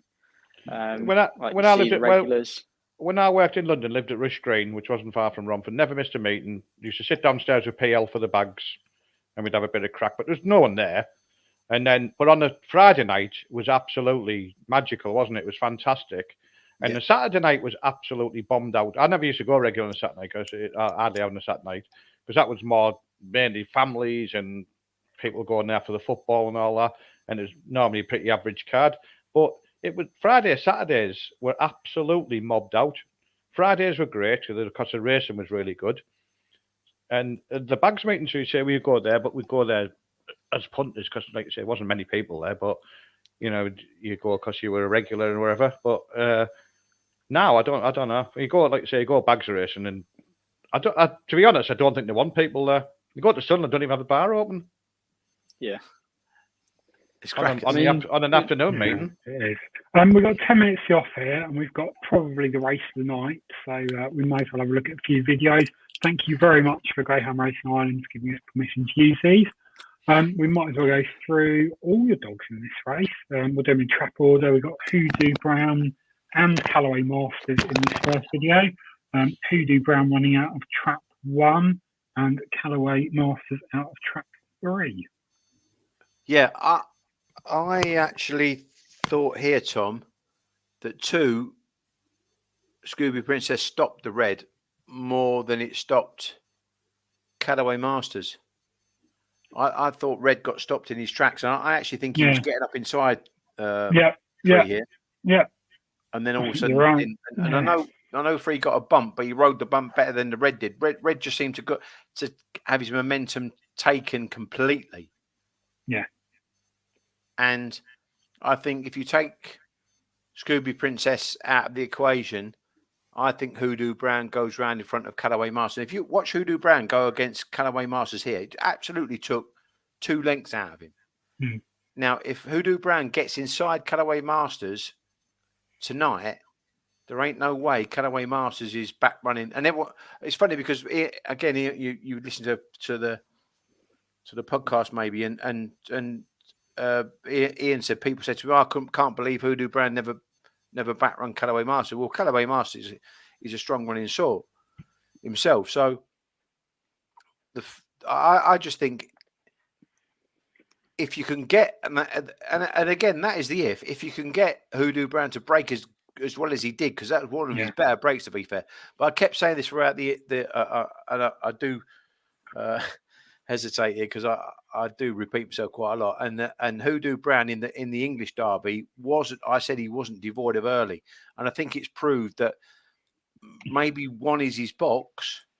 He'll break slightly better out of 1, and then he will actually, because he's got momentum out the traps, show that little modicum of early. He's not got awesome early, but he's got enough. He's not like he's got no early. Yeah, Hoodoo Brown is probably the bet, or at least the saver for me in this race. We'll have a look at a few more of them. We'll have a look at Crypto Punk running out of trap 2 in this race.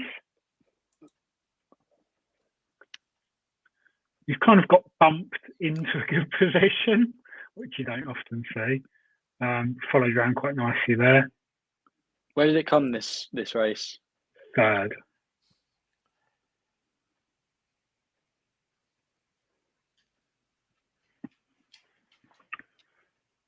Yeah, this was a huge performance from Kokoro. Yeah, it really was. Yeah. Have another look at the run-up. Kind of edging right, so you'd think 3 would be more its box. 5 sort of steered it back on track. It did. Yeah. Kept him back round. Yeah. And we'll have a look at the whole way round. Vincenzo. Pretty much same pace. Yeah. Trap 4. Again, they've kind of broken beautifully for him to give him a real clear there, but he's run well. 29.49 though. Yeah, it was slow last week, wasn't it? It was fastest time of the night, wasn't it? Yeah. Yeah. And they gave the Crypto guy Punk. Yeah. They often do in Ireland, don't they? Make your own to going up. I think it'd be better off to done it over here. Crypto Punk could be hassled to 4 and 5 here because he's not the greatest bend runner. I'm not convinced. I think Vincenzo is limited early. I don't think Hoffer is. I think Hoffer's got better. Hoffer was in trap 6 last week. I think Hoffer's got better. He even broke moderately there. No, he's in 5 here. He's in 5 against Callaway Pride. Oh yeah, you're right. He's got awesome early, and I don't think Vincenzo's got anywhere near the same early as Hoffer. Well, Vincenzo's on 17.26, 17.23 to the third bend. Hoffer's on 17.10, 16.80, 17.10. Yeah, Crypto Punk's got a 17.09 as well. So Vincenzo's got some draw to overcome here. That's what I think. I'd rather be against Vincenzo than. And I know what you're saying. I suppose if you're against Vincenzo, you could get the sweeties and be against Hoffer. I'll get that.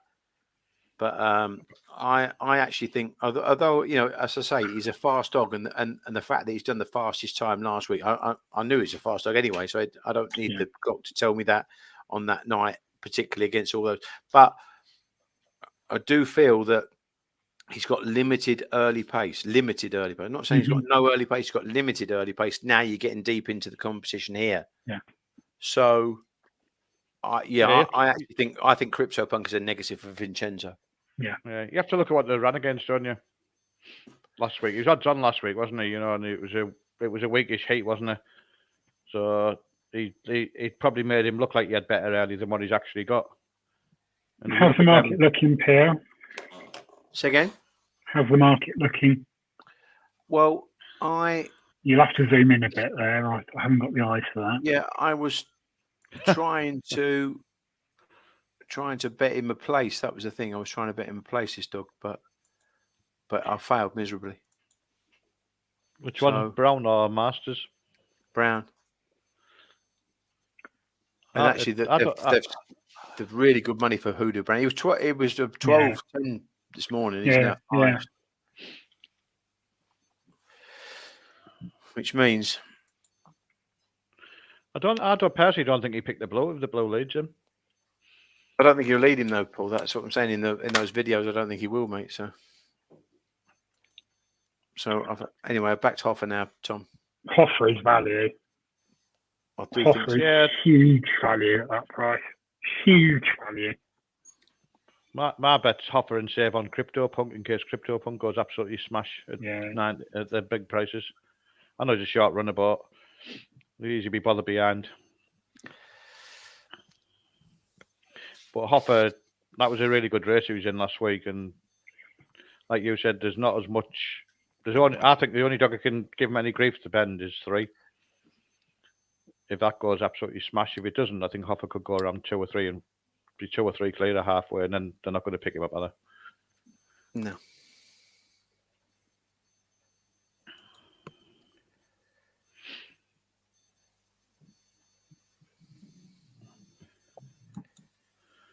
When you going to American football then, Tom, this Sunday or the Sunday after?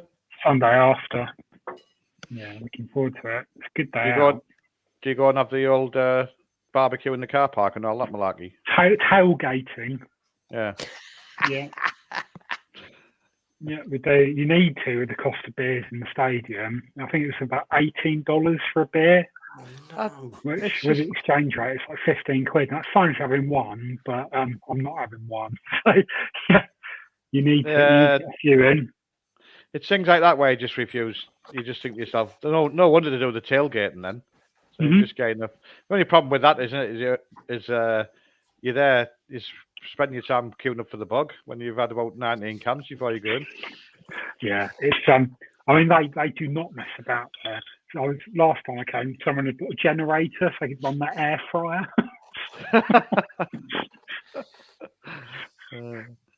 Quality.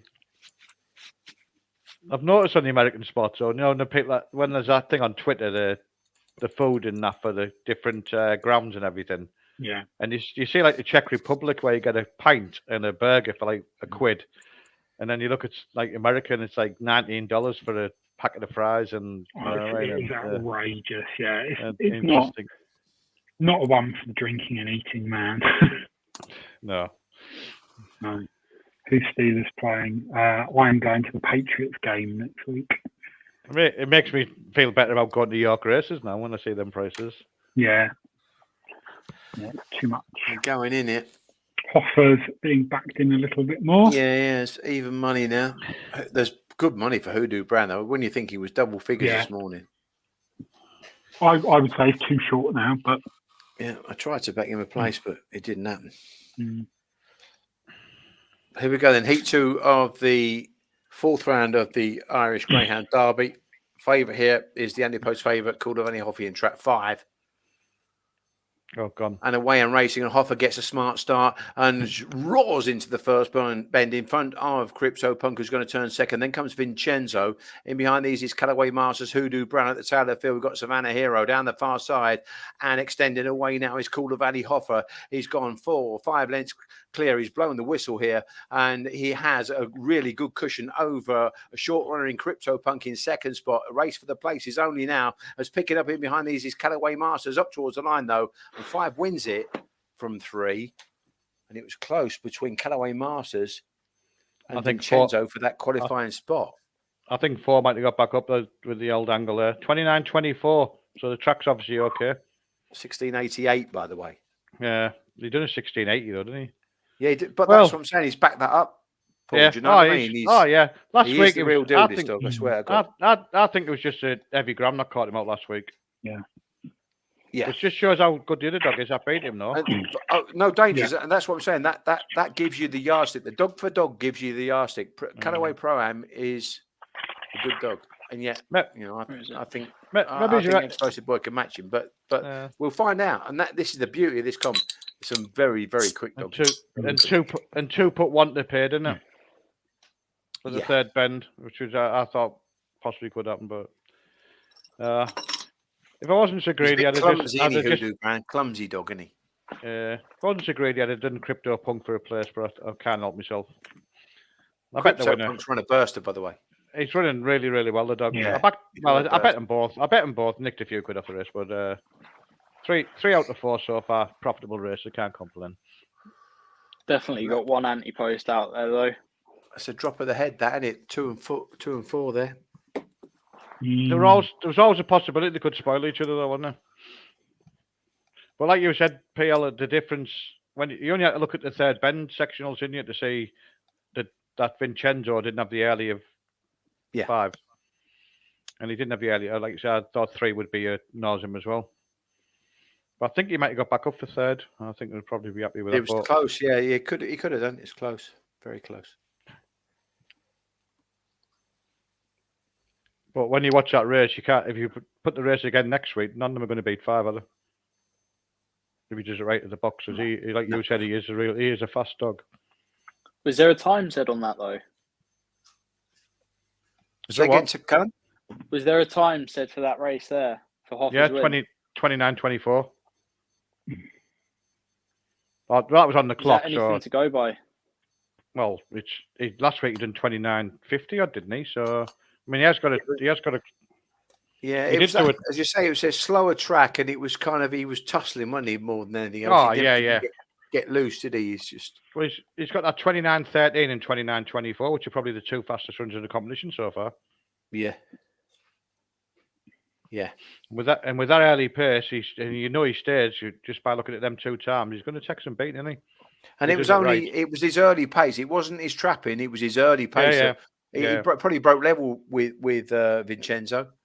Yeah. And, Crypto Punk's better, can start better, but he's still. If you merge him to the corner like he has, you're sure you've got some early on you.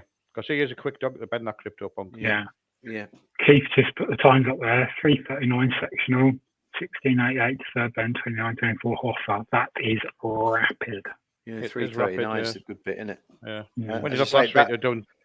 That weren't a bingo. That weren't a bingo break. No. That was just a decent start, but brute early, and that's what he's got. He's got good all-round pace, me. As long as it doesn't piss it down and rain and be a slow track on Derby final night, I think he'll win. So he won't be 11-2 anymore. That's for sure. No.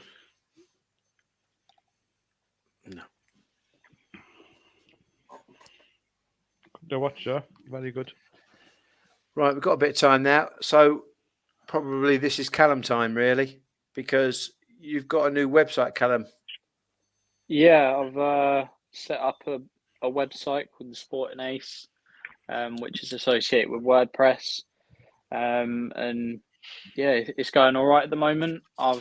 The main purpose of setting up the website was so that I could start writing articles, because like nobody wants to watch the same person talk for 10, 15 minutes, every 2 days. It gets very boring, especially with me talking. So it was just another way of sort of getting people talking, which is the main thing. Like without me coming on and certain words thrown about, we wouldn't have known as to what he was saying about no racing Saturday evening at Sunderland or Newcastle.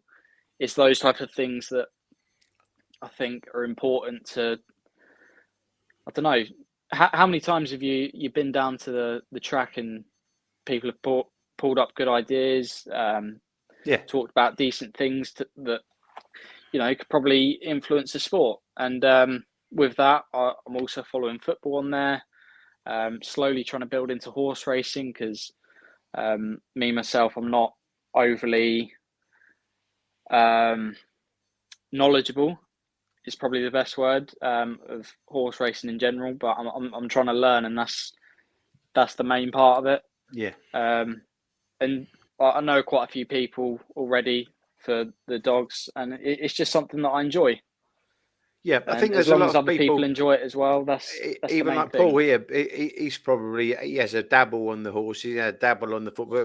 Most people, I think, a majority of lads are interested in a little bit of football. But I think it's that crossover that is important, and you can kind of draw people. I was actually literally talking to my I've got 3 boys. My middle son, Mark, and he's kind of just more getting into a bit of football and a bit of horses and a bit of dogs, and it's kind of that. It's that sporty sort of interest, I guess.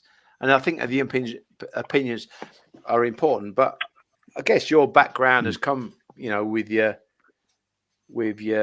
dad, with your uncles, with your grandma, with quality sort of greyhound trainers, and it's good to pass on that sort of impression, because we were talking. I mean, Paul was talking earlier on about the way that the sport has gone, and I think you're interested in like looking back at the good times that Walthamstow provided, for example, and then saying, why can't we edge back to the way things were? Yeah, look, the sport is nowhere near as to what it could be right now. Technology's evolved, sports have evolved, especially in football, rugby, cricket. We don't seem to have done that.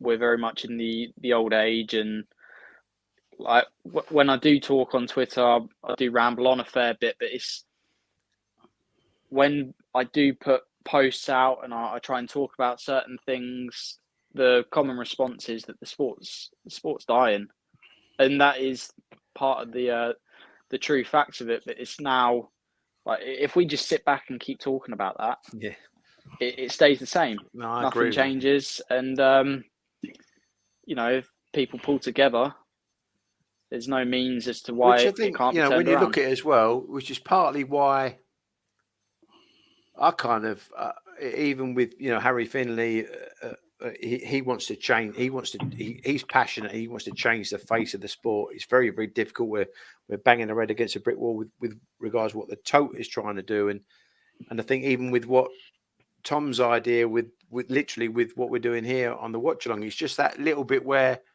you actually tell the truth or what you think. Why can't it be better? Why can't we do this? Why can't we do that? Cannot the people that matter make some decisions which would help make the sport prosper? So what you're doing now is you're actually putting it down, not necessarily through social media, but actually in written words through a blog or through a website, which I get sometimes can be more powerful. Yeah. Like I'm hoping. Well, hoping's probably not the best word. I'm I should be back down in Brighton very soon for university, and I'm doing a journalism course for that. So essentially, part of doing this was a bit more practice, be a little bit more familiar with article writing, but as well as that, trying to use it to the advantage of racing, football, horses. Yeah, it just takes one person to know somebody, and bang, you're in it just like that. Yeah. And there's like, for me, I've never really fully experienced a Sky Night. I do remember a couple, but if we had those to look forward to in Category 1 status, it's so much more to get excited for. Because with that, I know Sky was massive for the sport and everything like that, and getting it back would be unreal. But even if, because they've got the 2 different channels now, if they had one channel showing the best racing all the time, they could make a night of it. Exactly. Without it being on Sky, like ground, the ground program on 437. That they have the same people on all the time. It would help if they had a few new guests on. But when they go out live and they do a bit of interviewing and stuff like that, that should be for all the big meetings. It shouldn't just be for the Ladbrokes ones. It's the only channel that's got access to ground racing. Like Perry Bar now is going to disappear, isn't it? With the 2 meetings they've got the Birmingham Cup, they've got the Ledger. That'll disappear under ARC. People wouldn't even know it was on. No, but at least if that program was covered by RPG TV, they'd have somebody there, and you know what I mean. It's just they're shooting themselves in the foot all the time, and it's all down to greed of promoters and greed of ARC and greed of N10. And it is because even they've got the opportunity to show it at the races, Paul, and yet it's only even they'll show the races. Oh, they sneer at it on that. Yes, it's just hit and miss, and you think it's secondary to it. It's secondary to a seller in America. They treat it as how we would treat if they put camel racing on RPG TV between races. That's basically the level of regard that the races have for the sport. Yeah. It's the type of sport they'd probably stick on William Hill 6. You'd have to flick through all the channels and try and make your way to it. But I think I refer to it so much because I actually think horse racing's paving the way for younger generations, and it's actually starting to get back to its good status. It's a bit. They've got a platform. You say that, but ARC will kill horse racing. It's like you're killing dog racing. Because ARC, look at the prize money on horse racing. ARC will kill horse racing like they've killed dog racing or trying to kill dog racing. Because them Reuben brothers got more money than you can shake a stick at. But Jesus Christ, they wouldn't give 2 bob to the granny. I meant more in the promotion sense of having racing live on national television. Oh yeah, you have to go through hundreds of different channels to get to RPG TV, but you can get to ITV Racing in 3 clicks. They've got decent presenters on there that know what they're talking about. They've got guests that are willing and enthusiastic. You've got newcomers consistently coming into the sport, and it's not all just the same place. They go to Lingfield. Well, I don't know if they go to Lingfield, but the common ones like Newmarket, where it's decent coverage. That they vary. They do cover Lingfield for like the Derby trial and the Oaks trial and stuff like that. Like you said, they do it the right way. Not that. I mean, I put the races on, but I'll put an alarm on my phone because I couldn't bear listening to them lot for all afternoon, to be honest with you. But they cover all the big meetings, like Lingfield Derby trial, Lingfield Oaks trial. Yeah. And then if there's a big race at Beverley, they'll have Beverley on a Saturday, if it's only 1 or 2 races. And like, this is where the dogs are missing it, where you're missing these big meetings now, like Perry Bar and that. The Ledger, why should the Ledger be buried away? It's a classic, for God's sake. Yeah. And like you say, it won't, unless you go on your phone and watch it, or like you say, you might see it on ATR, but there's no guarantee it's going to be on, is there? You know what I mean? It's like, they shoot themselves in the foot all the time. Yeah. Let's have a look at this race. We've got 6 minutes to be off here. Barefoot's Primo, Droopy's Gravy, Marie's Wedding, Clecal Phillips, Born Warrior, and Droopy's Nice One. Let's have a look at We'll start with the favourite, Born Warrior. Oi, oi. Good thing, do we think? Yeah, I think. I mean, he's the real deal for me. He's got plenty of earlies. Track He might five, just be a yeah. little bit. Is he a little bit vulnerable late? My only worry Yeah. is he did look tired last week. He did look tired. It could be the going last week, but the other issue with him, he goes for a cup of tea off a last bend in the cafe, doesn't he? He does, yeah. So it's always like the Every some of his single inside. time. Yeah. I think if Marie's wedding clears 1 and 2, well, she's not certain to clear red, but I mean, you clear 2, won't she? But She'll ran a clear bladder 2, she won't against- clear 1. Yeah, I think she can. I think she's got a box.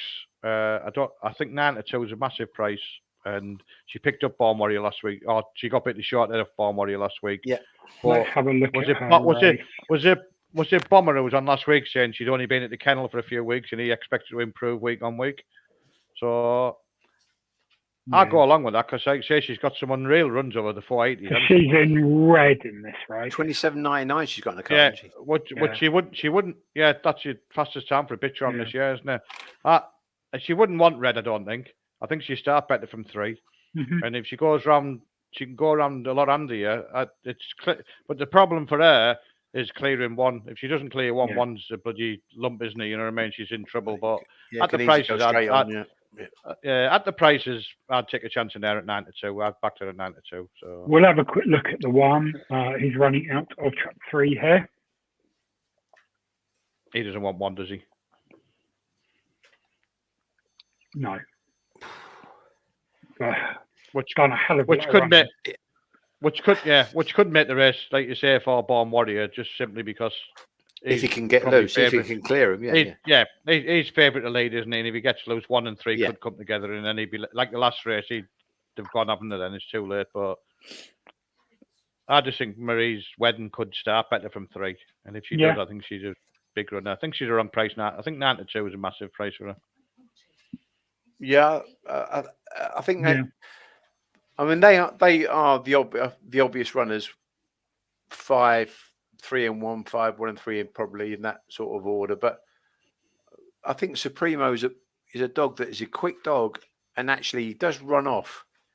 He can seem to run off, hit a dog, and correct himself so much, not lose any momentum. I was worried him here, actually going straight on but he's one of those. Sometimes out of red, he'll say straight.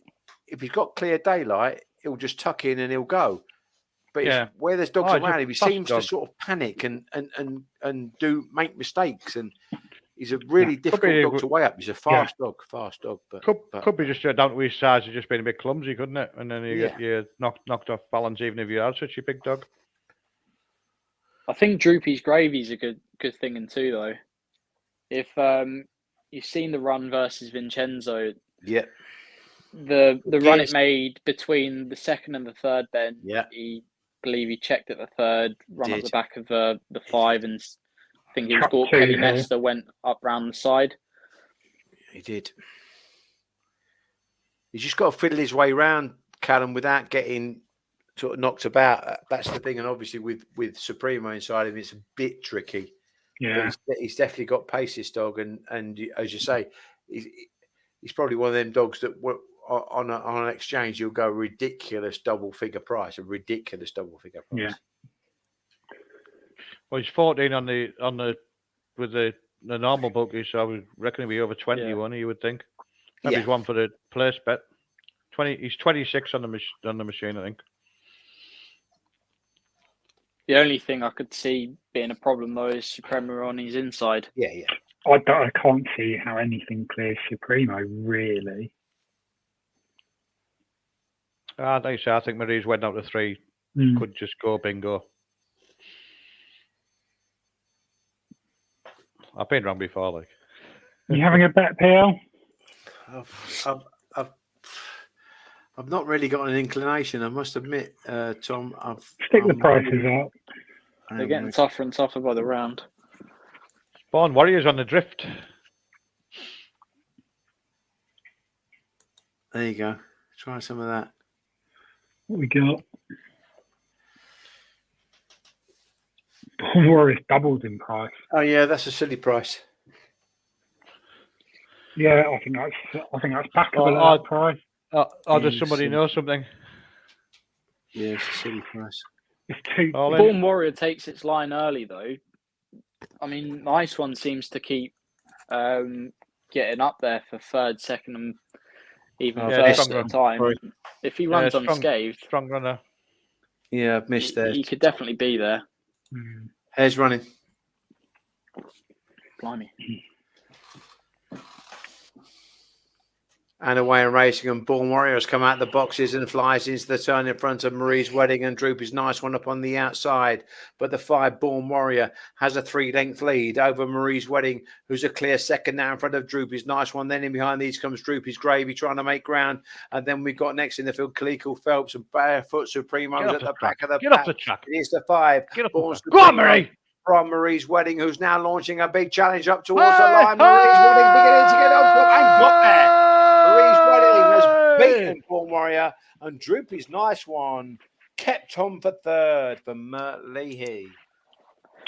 Not quite how you thought you'd get the Reddies, Rotty, but you've got Perfectly them. how I got the Reddies. Follow it around, pick it up when it goes in the cafe afterwards. Grey Goose time. Oi, oi. Well done, Rotty. Yeah, at the traps, you think maybe he's not a tired dog, and he had a big enough lead. Really, to be fair, he probably. It's that He bad habit probably of running should off have the won track from- at the fourth bend. I did. I tried to say to Ian on Wednesday, Ian Fortune, about Marie's Wedding kind of being able to improve, Paul, because she hasn't been with Keeley that long. That's what Bomber said last week, wasn't it? Yeah. She's a good bitch, isn't she? She's a very, very good bitch. She's brilliant. Absolutely brilliant. Surged. I mean, She's she's surged at challenging here, Pro-Am. but look where Yeah. he goes here again. She You know, surged at he's- Pro-Am and Hoffer last week, didn't she? Between Ben Street to 4. She surged at them. I backed her last week at 20s. I backed the winner and I backed her at 20s. And so I got the win, and I was devastated because I thought she get beat the head and the short head or something. But Yeah, she ran really well. she ran really, really well on the going as well, and She not did. wanting trap one, I don't think. She did. 29.44 winning time. Easy game. And then Nice One's there again for third place. Yeah, she runs on strong, doesn't she? Yeah, and I think again, Ian Fortune said last week he was kind of disappointed that she wasn't showing kind of zip. All she's doing is she's just grinding out rather than maybe just maturing now and become the stronger bitch than what she was. I think the mad thing is she could still be in the puppy derby, couldn't she? Yeah. With that, Another though, when really Ben good Warrior- race coming up. Sorry, no, go on, Callum.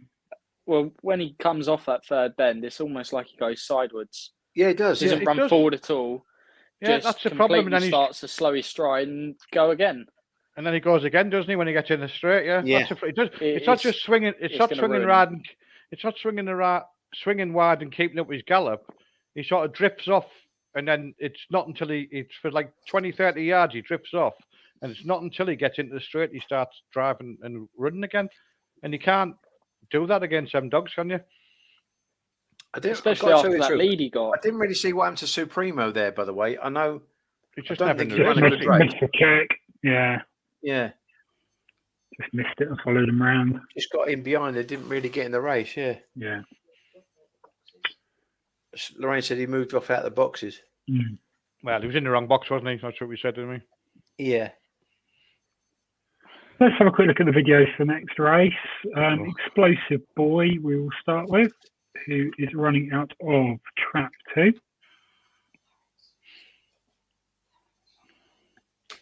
Beaten here by Tully Graven. It's a little bit of the Magico scenario earlier. Yeah, not quite as can extreme, you, but being in red. could you rewind that, Tom? I can. Just watch Explosive Boy. He's been quite clever because he's gone. I think he got wanna go left, intimidated. and then he's gone. There's Yeah. a dog there. I'll just hang on. I think he got intimidated by the fact that Tully Graven was on his inside and got a good Yeah. start. Agreed. Right now, when Watch him go to the turn. Okay. He's gone down on his nose a little bit out of the boxes as well. He's another one's been a brilliant dog, hasn't he? Now watch him here. He's now because he's on the inside. Yeah. Now watch him out the second bend. He just seems to hesitate and then look to go wider. And as Tully Graven went wide, he went even wider. And yet, if you watch him in his earlier rounds, Tom, at a trap one, and I was sceptical about him being a trap one dog, he seems to find lengths by being in trap one. Yeah. I A bit do like have a Paddy video of McPhee him out did, of trap if you one. get what I mean. Yeah, let's have a look.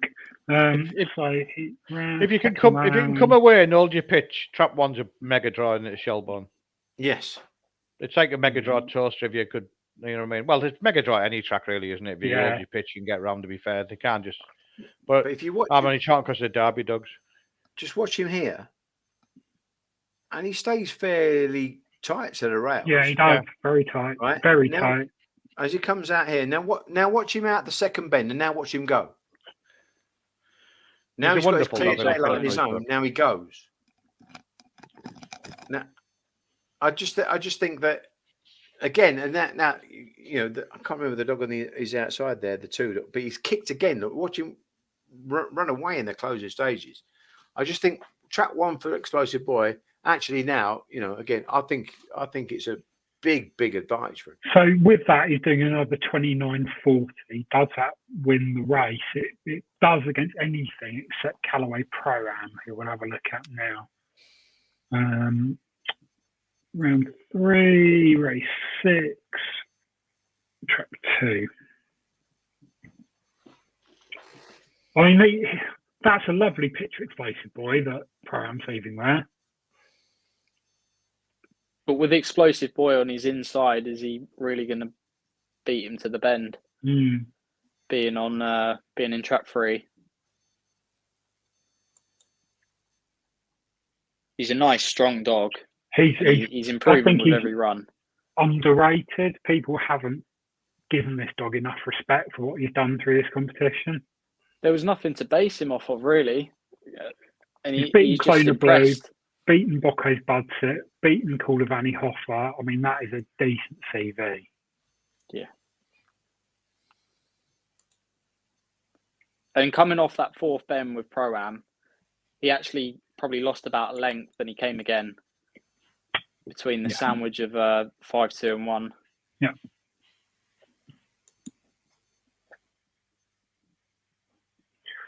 We'll have a look at Kokoro, who was a very strong runner in the last round. 5, track 1.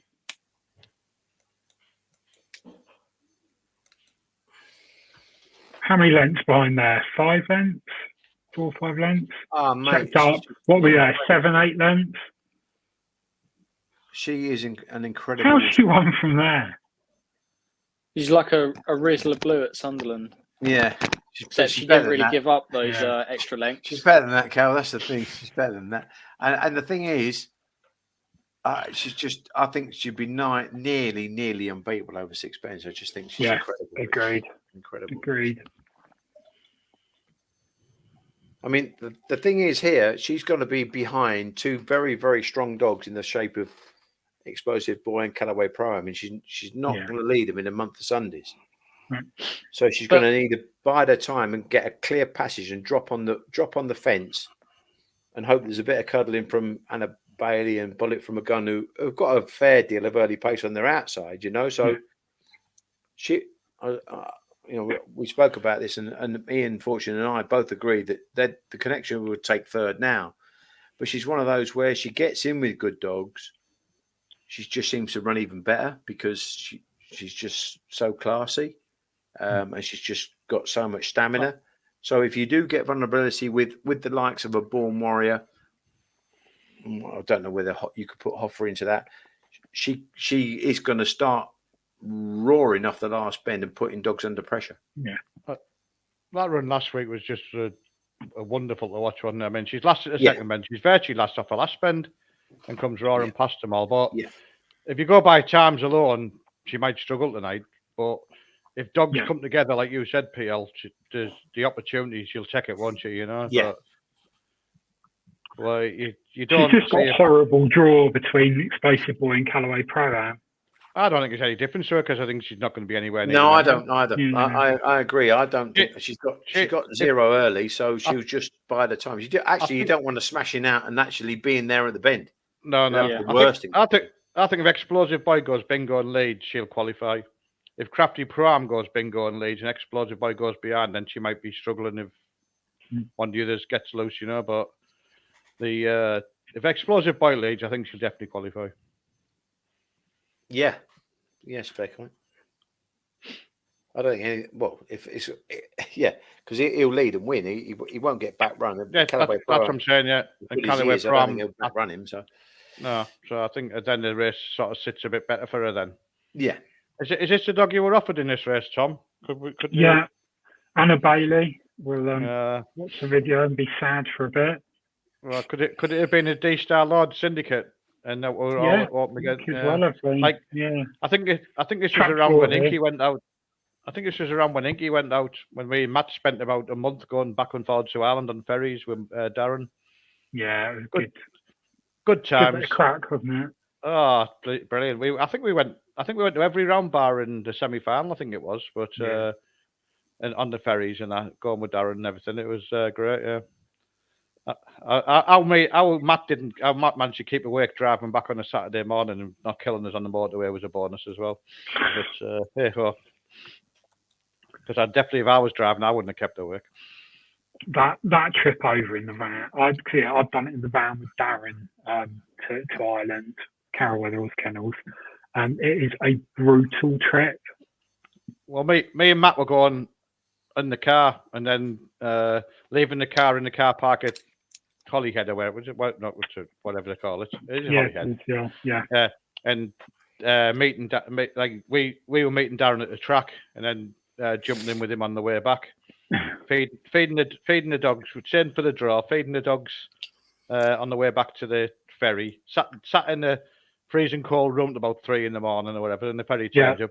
Yeah. If Liverpool and Man United were playing, it was just full of football loonies running around with kids running around going mental, and then getting on the ferry having a few liveners, and then hoping to find somewhere where you can get your head down. And we've done that, like you say, we've done it for about 5 weeks in a row. Would I do it again? Without a doubt, you know what I mean? But it was great. And it was fantastic. Inky, like you said, everyone says the English don't go over. Inky won a race, didn't he, around Shelbourne? He did. And then he went as a puppy, and then I think he got through 3 rounds of the derby, or 2 rounds, got knocked out in the third round. But his lack of early, which was a bit of a letdown run against the Irish dogs. But not many English dogs go up to Shelbourne and win a race, so at least we've got that. No, it was great. No, really good. Yeah, you want more of that, don't you? Oh well, Darren was going to go over this year, wasn't he? Apparently with Trum's benefit and I think Candyman for another 550 comp. But then they looked at how much it costs now. Yeah. And if you didn't win the final, you're going to be massively out of pocket. And it was just a matter of like, well, and with all the new rules and everything, you know what I mean? So it does make it really difficult taking dogs over. Yeah, it does. Which is a shame. But saying that, I was syndicate. If we had another dog and we had one that was good enough, we'd be over there. It didn't matter what it cost, does it? And Darren used to go. Darren was over there every week, wasn't he? Coursing and everything as well. That was what made it even more mental. He was never away from the place. I don't think he ever sleeps, Darren, to be fair. Or he didn't sleep. He might now, but he didn't then. Because like you said, every time where's Darren, or he's in Ireland coursing, or he's in Ireland with a dog or whatever, you know. Absolutely mental. Explosive Boys 5-4. Well, I've got, again, industry prices are an absolute and utter piss take. There's no other way of putting it, you know. All these dogs are much bigger this morning. I thought at 9-4 he was a big price. I kind of made him a sort of 7-4. Yeah. Second favourite to Callaway Pro-Am. And I said at the time, I thought when we did the podcast in the week, I thought they'd be closer together. And now I think actually, he's favourite now. Pro-Am went 2-1, didn't he, at one stage? So it'd be you wouldn't have minded even money Explosive by your place, would you? No. Yeah, was that possible then? I don't know. I just wishful thinking, probably. Yeah.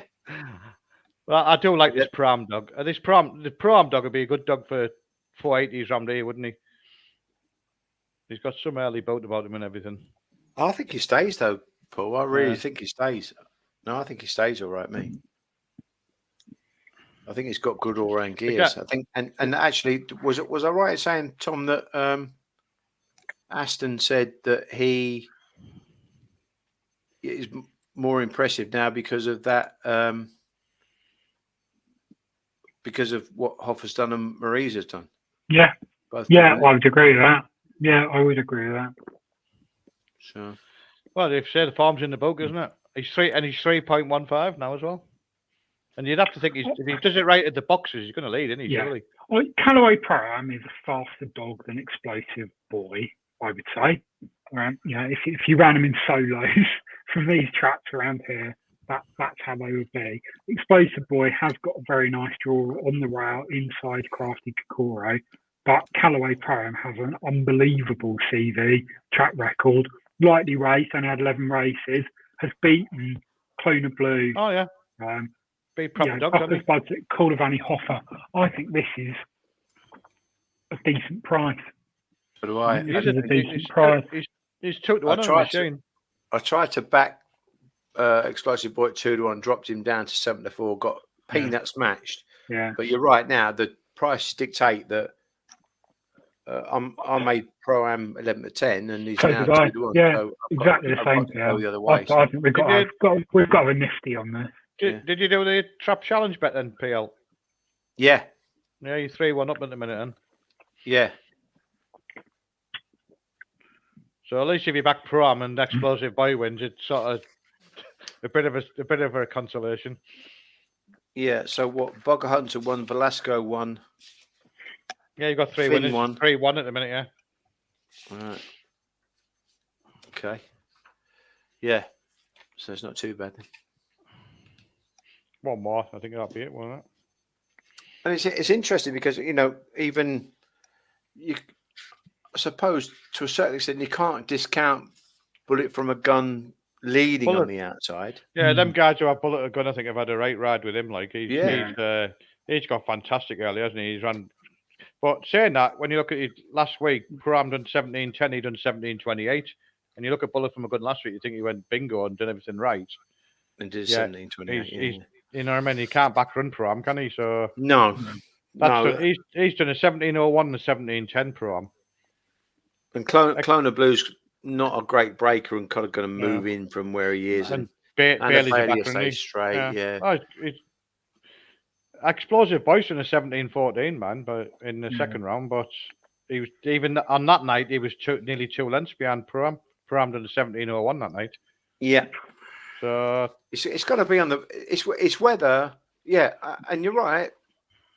You're right. I think Tom say they put him in a solo, you'd expect Pro-Am to probably go quicker than Explosive Boy because he's that kind of precocious type, isn't he? But are you having a bet here, Pierre? We've had a little bet, haven't we? Do you want more on? No, I can't see. Refresh the page. Got to refresh the page now. There we go. Yeah, it would change. Do you want more on? Yeah. Do you? Yeah. At that price, I do. I think it's a ridiculous price. Got Pro-Am? Yeah. Yeah. Yeah, I agree. It's an absolutely ridiculous price. In the boxes where it says, like, for example, Bullet from a Gun, 15.5, underneath that where it's got 89 quid, is that how much people are matching with? That's how much you can have on, yeah. There's not fortunes on the big prices, but you don't have to have fortunes on it. Them prices, do you? They're all in. So, the big two here, Explosive Boy in red and Callaway Pro-Am in 3 for Heat 4. The final heat of round 4, the quarterfinals of the Irish Derby. Stand by.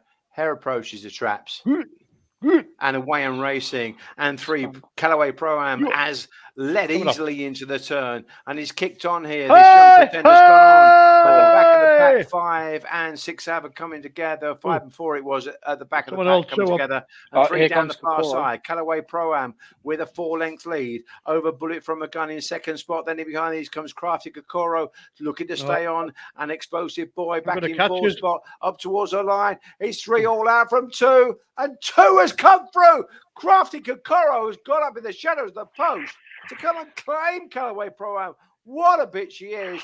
She's a staying sensation, but she can do it over 550 yards at Shelbourne as well. 29.41. Unbelievable. Incredible. When they turned down the 1 and 3, was it 1 and 2 come together? 1 and at the first bend. To back from Callaway it's not that as soon as she got inside Explosive Boy here, even though you're 5 in front, you're like, I was like, my cheers had gone to, oh my God, I might be in bother here. Yeah. I was hoping 6 would come across and stop her. I genuinely cannot believe she's got up from there. No, I can't believe she's back run Pro-Am. I just have Pro-Am down as a bit of a short runner, but I know you didn't, but there's Explosive Boy chin 6 as well, he has, hasn't he? I don't. Anna Bailey's all right. Right on a light then. Yeah. I tell you what, I think Pro-Am might have won. Do you think he's held on? I think he's held on, yeah. Oh, normally he's about 3/4 length in. I tell you what, I think Pro-Am's held on. That's close, isn't it? Nah, actually, that is close. No. I think he's 1/2 a length, Pro-Am. I don't know if he has. Look at that shadow. I'm going down to Ian Fortune. Bertie's got up for third, had he? Bertie. Yeah. Did you see that from Guildford in the week? He was sat with. Yeah, he sat on the bed with him, wasn't he? In the bed with him, yeah. Bertie, yeah. I love. I think I thought it got beat when I first watched it, but now I look at their shadows compared to where the light is, and it looked like. Well, this side's if you level, this side wins, and the level for this side has to win. Right. That's normally that's Aston a normal Seabridge thing. Says 3 has won. I think. Go wide. Says Ian called 3. Yeah, I think it has. If the level. Lorraine Sam said she called 3 as well. Well, that's it then. She's the proper judge, isn't she? You know what I mean? I've got no dangers now. Then I'm happy. You're the proper. Here we go. If Kokoro hasn't won that though, she's going to be something else in the semi-finals. So Fortune called 3. Did I called 1? Didn't I, Tom? You called 2. 2. Sorry, 2. Yeah, I called 1 2. was Yeah. third. Sorry, yeah. Even you are not far out in your photos. I'm not that bad. Yeah. Jason Barristers might have called 1 as a winner, but not you, PL. Come on. Well, yeah. Well, that is Derby Heat's over, and that has been 4 wonderful races. Brilliant. Absolutely brilliant. We're still here for the rest of the night. Don't leave. Don't leave, viewers. We need you. And while you're here, if you're watching on YouTube and haven't yet hit the subscribe button, please do so. And what else we got? Oh yeah, join if you don't have a matchbook account, join using code Watchalong. Bet something over even money or bigger. You get a £30 free when first back loses. Doesn't have to be on Greyhound racing. It could be on football, NFL, Moldovan under-19s, basketball, anything. 3's got 905. Hey! 3's won.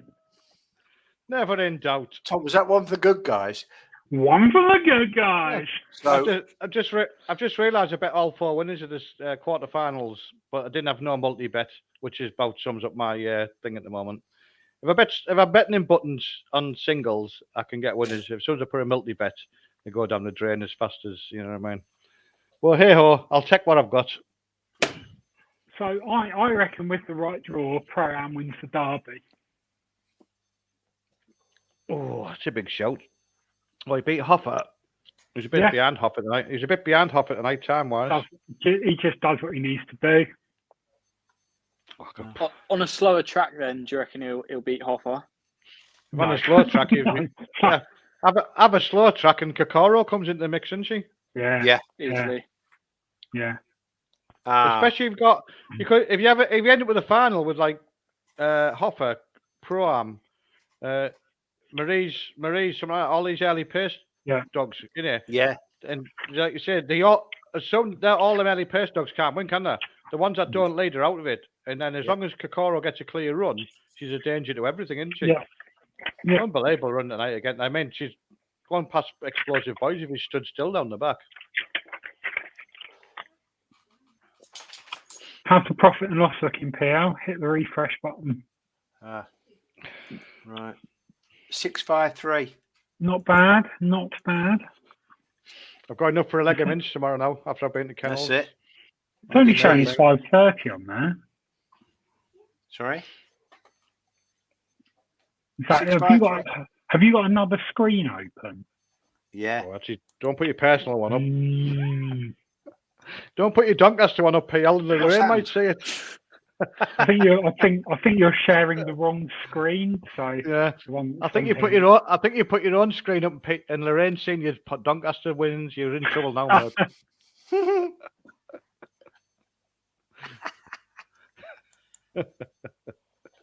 You told me. 653, Tom. That'll do, won't it? 653, son. That will do nicely. I got a bit of grief in the week from someone on Twitter, and that's fine. I'm happy with you saying we didn't pick many winners at Shelbourne last week, but we didn't pick too many winners. But it was a tricky card. It went for the value, and the number of winners you pick doesn't matter. It's as long as you show profit. It's the readies at the end. You could have one winner at a big price, and that's fine. That's better than picking. I've done all right while the Irish Derby's been on. Yeah. Maybe I should stick to open racing and Sutherland graded. The ultimate combination. I've managed to sack Harlow now. I've got that out of my system. Have you? Yeah. Yeah, and Henlow used to be the greatest track in the world to make money when it was just 2 meetings a week. It was absolutely brilliant. And but you were considering quitting work to do it full time, weren't you? Then I lost my Bet 365 accounts, and that was the end of that, wasn't it? You know what I mean? So it was just superb. But you had 2 meetings a week. Yeah, good you didn't hand it in. I imagine Henlow's days are probably numbered. I think, to be fair, right, the lack of dogs I've got, obviously, when you look at Torso with 5 dog races and a million sprints a week and all that, you'd be better off just saying accept and defeat with Suffolk Downs because it's at 8 o'clock in the morning, accept and defeat with Henlow, moving them trainers to Toaster and Oxford and having enough for 6 dog races. Mm-hmm. Well, that's what am I know? Have a celebration, Grey Goose, with the getting the quadruple up in the Derby heats. Yeah, absolutely. Do you reckon as a result of the 4-day rule coming in then that there's probably the main reason of there being so many 5-dog, 4-dog races that without potentially racing managers are being found out now for it's completely fucked open racing as well. Yeah. Because there's no open race at the weekend as well. Yeah, all of them are during the week. So an open dog can only have one run in a calendar week because of the 4-day rule. So that's just a lot of dogs would have had one at the start, one at the end of the week, etc., or a trial, and they just can't now. And it's just that 4-day rule is just the most stupid thing, and it's just played into this. Well, it's like I said last time I was on here, I think it might be last time I was on here, my mate, or a lass at work, a husband or boyfriend or whatever, had a sharing a horse. The horse ran 2 days in a row. He finished second the first day, won the second day. He's travelled from Haydock to run at Musselburgh, I think it was. He always runs well in Scotland. And so that horse can be in the horse box, goes all the way from, Katie Scott trains it. So it goes all the way, I think she trains in Scotland, so it goes all the way from Scotland to Haydock. It runs at Haydock, it comes back from Haydock to the stable, I'm guessing, overnight, and then off to Musselburgh and wins the next day. So that horse can have over 7 furlongs in a mile, I think. So it can have 2 runs in 2 days and nothing said about it. There's no hassle with that. And that surely a horse takes more out of itself it runs a mile at the bloody start as well, doesn't it? So surely that takes more out of itself than a dog having 2 runs in 4 days. It's a giving into the bloody antis, isn't it? And anything else, they've got no. Everything now is just giving into anyone who shouts loudest. There were cases though. I think I saw a couple of dogs at Toaster. I don't want to name names because, like, nobody likes the grass or outing people. But there's. Do you want me to do I do recall seeing. Go on, say it, I Watty. genuinely think there was an A2. I like him though. There was an A2. The dog comes 6th, and it runs Sunday at Toaster in an open and comes 6th. Yeah, it was just. I think both of them easily over 10-1 chances, and it had absolutely no chance at all. Yeah, and this is probably a 2 or 3 day turnaround. It's not just people run the dogs 2 or 3 days apart. It's when people watch a track, and it's not just Toaster, there was Crayford or whatever. You watch a track and you think, that dog has to be lame. It's gone round Crayford over 380 metres, untouched, and it's got to be 20 lengths. So there has to be something wrong with that dog. And then a week later, or 4 days later, it's running again, and it goes round again and gets beat 15 lengths untouched. How can the racing manager not see that? How can the trainer not know? Probably has seen it. It just doesn't want to bring it up. They just don't do anything about it. That's the difference. Yeah. How can the trainer not know? And then I don't know who owns a dog. If it was my dog, I'd be saying don't run it. There's something wrong with it. But you don't know. I think that they've got down this route now where people are moaning about they can't rehome the dogs, which is a massive thing now. And these people who thought I can run my business without any owners, which is the biggest mistake going. You cannot have ground racing without owners. So basically, they have got a kennel full of dogs, they own themselves, and they think we can crack on, no problems whatsoever. Suddenly now they're in a position where they're running lame dogs, but they're getting 50 quid, so they don't care. Yeah. But when that dog suddenly becomes that lame it can't run, and they can't rehome it, they're now saying, "Oh, this is bad. We can't rehome dogs or whatever." And there's nowhere to put them because they can't put another dog in that thing to pay to earn that 50 quid a week. It's something that they have to look at because everyone can see it. GBGB need to look at it. It's fucking ridiculous. You can't have ground racing without owners, and it's these trainers who think they can are going to end up in a very slippery slope. Especially if unless they do super kennels for retired dogs or whatever. How many? Go on. Which kennel are you working in, Callum? I work for Derek Knight. How many? You won't have that many dogs in there that need rehome, then, will you? You don't have that big a kennel, does he? It's probably about between 40 to 50 dogs, and they come over from Francie Murray, I think it is. And they're good dogs, grade on. He always has good dogs. They work well through the grades. He's a top trainer, Derek. Oh yeah, I've no, like you say, he has good, and when he gets a good dog, he knows what to do with it as well. Yeah, definitely. One of the things that you say when you go to Romford, you always have a look and think, "Oh, he's got a dog at Romford." It's not going there for the fresh air, is it? You know. Yeah. He won't travel for no mediocre. If the dog can't run, yeah. Well, that's how it should be. This is one of the problems with open racing. When you have an open race, there's 4 local dogs in. Yeah, and you look at them. Plus, as well, there's dogs that don't have a chance. I've seen opens at Harlow, which, first of all, is a good thing because when we were running our bitch harmonic dampers, there was probably very limited opens on a Wednesday night. But now that there are opens, it's good dogs coming over from Romford, but the actual dogs are probably running up against A7, A8, which those that actually either bet or know Harlow, A4 is probably the top grade around there. Yeah, well, Harlow, like you said, he's taking the piss. He's taking the piss, isn't he? All he's doing is saving himself a 5 or a 10 a race by not having an A1 race, and like so you have to have having the top dogs in A4. That shouldn't be allowed. It should be like, correct. Look, I've got an A1 dog. I want pain as an A1 dog. I've got an A4 dog. I want pain as an A4 dog. And deciding like I can nick a few quid by deciding that an A4 is my top grade. How is that allowed? That can't be allowed. That's bollocks, isn't it? Yeah. Yeah, Like, definitely. how can a track not have A1 races? It's then getting he's- away with murder. All he's doing it is to save a few quid, and there's no other way around it. What you Well, gonna? that's a businessman.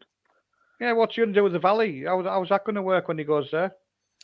But I like the way that Suffolk Downs have started their grading. I think they probably brought in maybe one A2, probably balanced it out with a couple of A4s, and eventually, after some times get put up and decent performances go in, they can start to spread it into A1 and even go to A8, A9.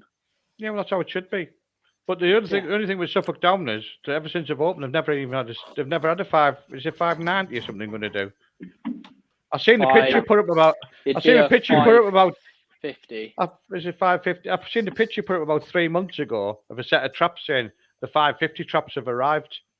Whether they were the old Towser traps or whatever that didn't work, who knows? But there hasn't been a 550 race, has there?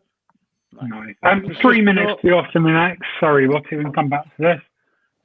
Decent races. Bobsleigh Dream, Ballymac Leon, Other Kobe, Gary Rojo, Dex Guinness. There's some decent hounds in this. I thought Bobsleigh Dream was. Tom, you told me that Bobsleigh Dream was the fastest dog in the plate last week before the first round. Mm-hmm. That's what you said. Yeah, I did say that. Have you changed your mind? No, I haven't. Good. I thought she was a big price at 9 to 4 earlier. In what looks a potential match race between her and 3. Yeah, definitely agree with that. And I'm a massive fan of Gary Rojo. I backed him at 33s. That's the only bet I had before a ball was kicked. And in this competition, yeah, that was I didn't really know whether he really stayed 550 or how really good he was. I just had him showing good speed in the first round, and he got knocked out because he was pacing up with Crypto Punk. His kennel mate. And that's when Crypto Punk just ran straight, didn't he? Yeah.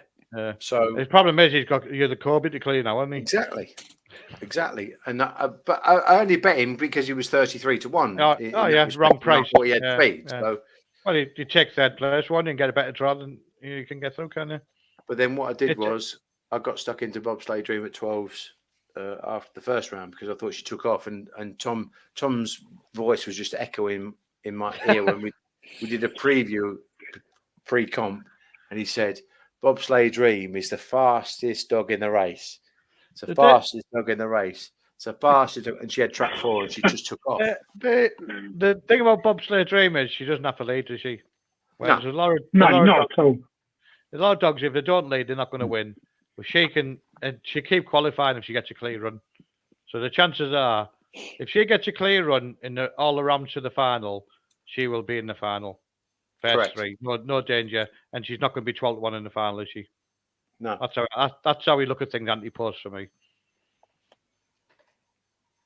Not that I've had a bet. I haven't had a bet in this race. I didn't take the 9 to 4, so I'm just now waiting for everything on me nap of the night. The thingy Freddy, if he wins, there's quite a few people who've got up trap 5, so I think we've got to have 2 quid just for the brain damage. Okay. What price is it? About 100? Yeah, 80. On the other Kobe. On the burglars prices, it's gone from 14 to 50. Who's the burglars? The industry prices. All right. Silly me. Right, here we go then. This is the Michael Fortune Memorial Derby Plate. Round 2, Heat 1. First 3 qualify for the semi-finals next week. Favoured runners in 1 and 3. Bobsleigh Dream in red. The other Kobe in 3. Away and Racing, and the other Kobe breaks smartly just in front of Bobsleigh Dream. Is going to turn in a pitch. Oh, early pace also from Gary Rojo, though. Gary Rojo trying to get past the other Kobe, but they're tussling, and Bobsleigh Dream now showing good middle gears, looking for a route through at the third turn. It is 3. Oh, she gets chopped off then when challenging there, Bobsleigh Dream, and Gary Rojo's gone on once more from Bobsleigh Dream, who's now circling on the outside to challenge. They bump up towards the line. Gary Rojo, Bobsleigh Dream. It's a photo. That's a tight one. I'm going to leave that to the judge. Red's 1 PL half a length. Not half a length. It's close. It's one of giraffes, Oh, man. Come on, get off The judge on the settee said 4 won it. the The judge on the settee said 4 won it.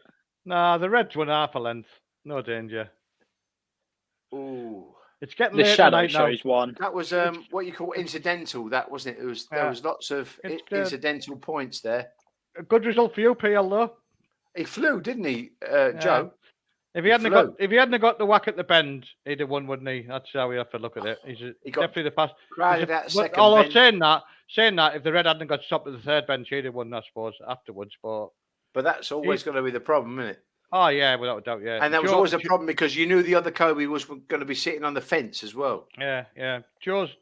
He's shown a lot of pace there, that Gary Joe. He's got good speed, yeah. He has got. Oh. Go on, girl, get up. He's won half a length, don't you? What you're even worried about? Take that wine glass off Lorraine. That's what I say. Oh, yeah, she has one. Yeah, she's won. Did we have an even fiver with her? No, even the judge of the set, he's changed her mind. So. Oh, terrible. Typical woman. She said it's a woman's prerogative, all right? That's true. That's true, he said. Yeah, 1-1. Happy days. So with the dog racing now, for the majority of the UK probably being either 4 dogs, 5 dogs, and the occasional 6 dogs, is that good for the bookies or bad? It's bad because some opinions. This is the thing, and this is what gets me is because I've been doing this work with the tote, and I know people are skeptical about the tote. I think it's a different animal. When you think about, obviously before you were even born, probably before I was born. I'm 35, coming out of the well, I'm 60, right? So coming out of the war, Callum. Oh, you go, Albert. Crack on. Where the dog track, but when you think about people who were in poverty and there were, it was rationed, but you're coming out of the war. Yeah. Most people, when they are on the back foot, they want to buy, in modern terms, they want to buy the lottery ticket to win the big money for a little layout. So a lot of people went to dog racing, and they went to go and bet on the TriCast and stuff like that. So in the old days, Callum, it was 1% per runner, so it's a 6% takeout on the tote. 6%. Was it now PL 25 or something? 25, 30%, yeah. So there's a world of difference, and that is probably because, although you can say bookmaker-owned tracks are a positive thing because they're generally the best run tracks, but it's a bookmaker's mentality, if you like. So what can we get as much profit margin out of gambling? One of my bets always used to be when I used to go to Romford, and if obviously you couldn't bet the tote during the bags meeting because there was no money in the tote.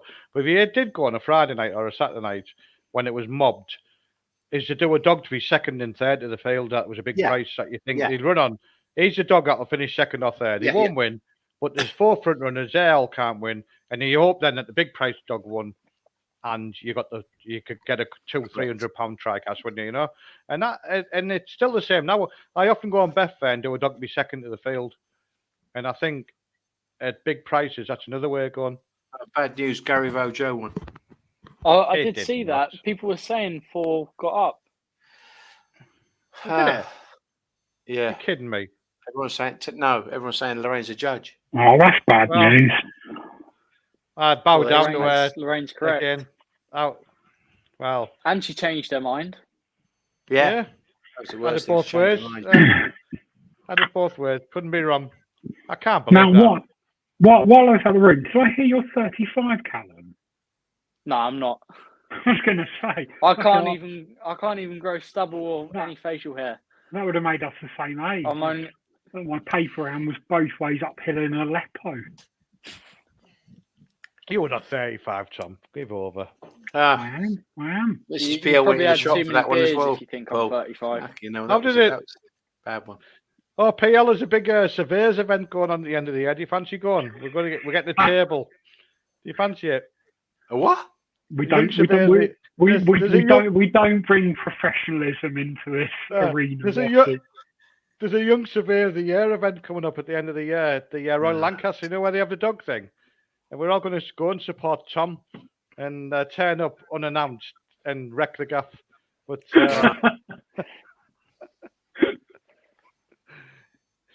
invited if you want to come along. You convinced me that she'd won then. I can't believe it hasn't won. It won half a length. I backed a single and I had her in a. I did the treble, so it weren't too bad. But I had her in a 4-timer as well with Velasco, Flashing Willow, and Hoffer. You were on Joe though, anyway, weren't you? Did Velasco win? You was on Joe though, weren't you? Yeah, but Velasco didn't win, did it? Yeah. Yeah, it did.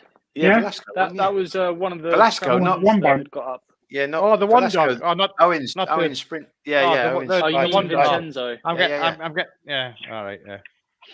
29.24, 3:39. So that's I can't believe for that. About $1,000, that is. I cannot believe that hasn't won this. You've been robbed there. Painful. That's an old Cleveland Park photograph. That where Middy Dog used to always run. He always won his photos. There's something wrong there. It was Middy Dog and Grange Wind. Now in photos, I think they just dug them out of the. And that was the worst one. I saw Gary Rojo. I said to Tom, I saw Gary Rojo in the first round when he matched drives with CryptoPunks at the bend, and there was I can't remember now. There was a dog on his outside with earlier. It might have been Mustang Jet. It was Mustang Jet. Mustang Jet. It's Mustang Jet. Oh, is that when Mustang Jet went right across him? And Gary Rojo. They all went to the bend together, and he just got and you know he's like a. That was Mustang Jack went across. That was his third race of his life. Yeah, Mustang Jack went right across everything, didn't he?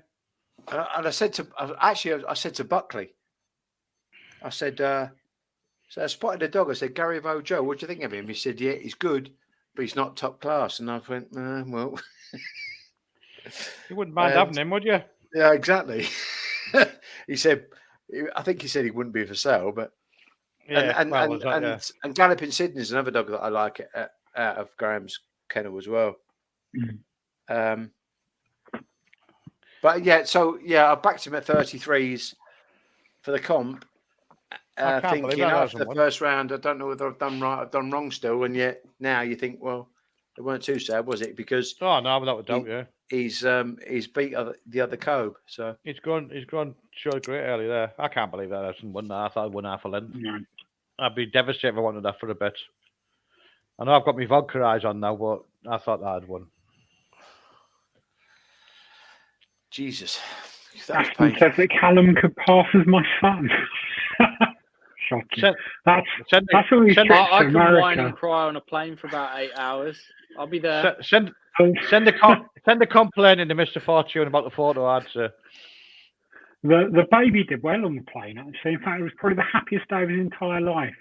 He's very nosy, likes looking at people, and he was just like that for about. Well, we got 3 hours of sleep. I managed to watch the film Encanto, which I think it's a Disney film, possibly. And I was so emotionally drained by the whole experience, I almost cried during the film. Is it a sad one? No, it's not. No, it was just a moment in it, and yeah. But my go-to on the plane's normally the Will Smith Collateral Beauty. Right, I'm not seen that. What's the? It's like a Rocky film, but it's not actual. Creed. That's it. Creed. Creeds always seem to be definitely on a plane. Good selection. I've got to say, if I lived here, I would be the fattest man in the world. The food is absolutely delicious. I don't know what you wouldn't be the fattest man in the world. You'd just be fatter than you were now. Come on. To get if I lived here 2 years, if I died, you have to get like an Apache helicopter and take the roof off getting out of the house. I can't get enough of it. It's just the food's just absolutely delicious. But for the majority of it, Americans make fat people look skinny. Yeah. I mean, to be fair, like I was moaning earlier about prices. Yeah, if you go to the supermarket, like fruit and vegetables, it's like £5 for a head of lettuce, whereas you can go to McDonald's and get a massive meal with a Coke that's about, can't get my hands in, it's that big, for about £4. So I can see why people are so fat. But the calorie intake, and I was in where was it? It wasn't Wendy's. It was like one of them breakfast fast food places. Like you'd go. It was Denny's. That was it. Denny's, yeah. I had a 2,000 calorie milkshake for breakfast with about 4 pancakes, like what they class as a American breakfast. I must have had about 6,000, 7,000 calories before 12 o'clock. I was rolling down to the pool. I was actually surprised I made it onto any Disneyland attractions. Yeah. Oh dear. On the non-racing. Go on. No, the fair I went to earlier today, I had a turkey leg for lunch. Yeah. They must give them steroids or something because it was the biggest thing I've ever seen in my life. Yeah. But I reckon it'd been like brined and cured in salt water and then just been like kissed on a grill because the first bite of it was pretty delicious. And as you got into it, none of the fat had rendered down. So you're just like chewing through like 1 centimetre thick turkey leg fat. And it went in the bin pretty promptly, but I cannot get the taste out of my mouth. I've brushed my teeth 3 times since I got back. I cannot get it out. It's haunting me. Oh, Tom. Can I ask you a question on a non-turkey, non-horse race and non-ground race? Is if there's any doctors out there, is pissing like a horse every 20 minutes a good thing or a bad thing? Aren't you drinking straight Grey Goose? Well, I am, but I've... And 660ml bottles of beer. Yeah, that's it, yeah. That could rather be than the a reason. medical condition. But well, apart from that, if you can answer my question, that would be wonderful. It is true, though, as we can see. You could. I've just seen these big Grey Goose bottles not even fit into the screen. Yeah, it's starting to pour them down your neck. It's only to be fair, there was only half a bottle left, and I couldn't drink a full bottle because I have to be up for the kennels in the morning. Oh, next race is on, guys. It is. I thought this was the best drawn dog of the night, Scooby Prince, and suddenly it's gone from 3 to 6 to 4 on the robbers' prices.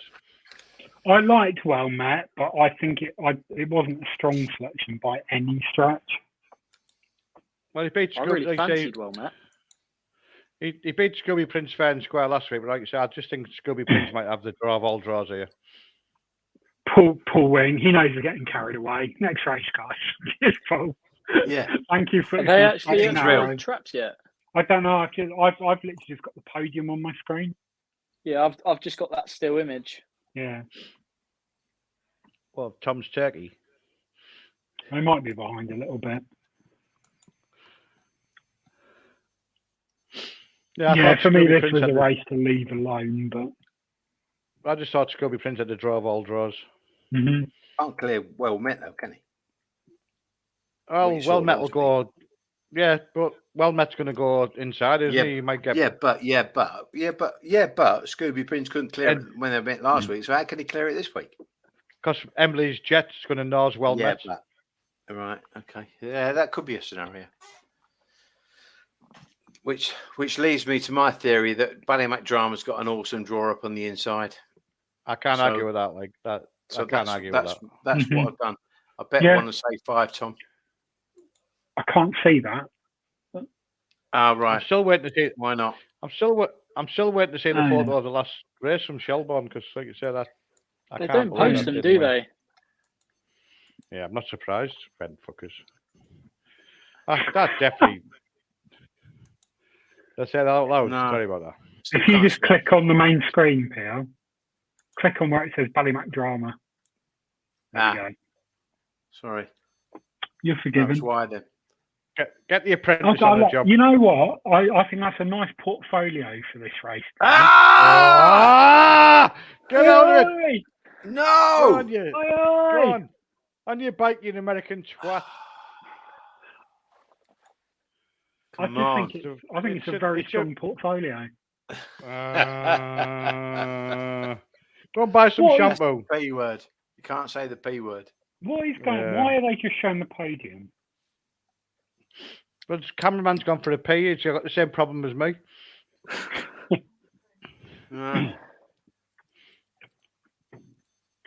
No one knows. They're still trying to work out. That's all I know. They're all fighting in the stands. How badly the last one dog got beat. That's what I reckon it is. Yeah. There's a riot going on. The burning the stand down.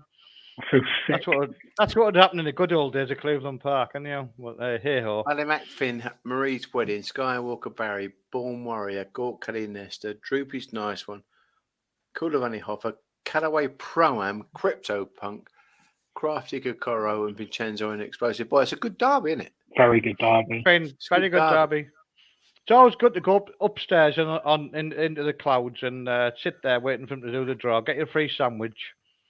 Good times. And then get drawn in trap 5 when you want the red. Yeah. I have eaten while we've been watching this. So there's four wide, so they'll get 5 and 6 in the semis, and Vincenzo will get 4. Well, they just put. I thought that was a draw there, yeah, but they haven't. It's not the draw, yeah. Yeah, no. Born Warrior wide, yeah. Droopy Nice One wide. Gord Kelly Nesta wide. Cullivani Hoffer wide, and the rest of them are all rills. Yeah, just don't really.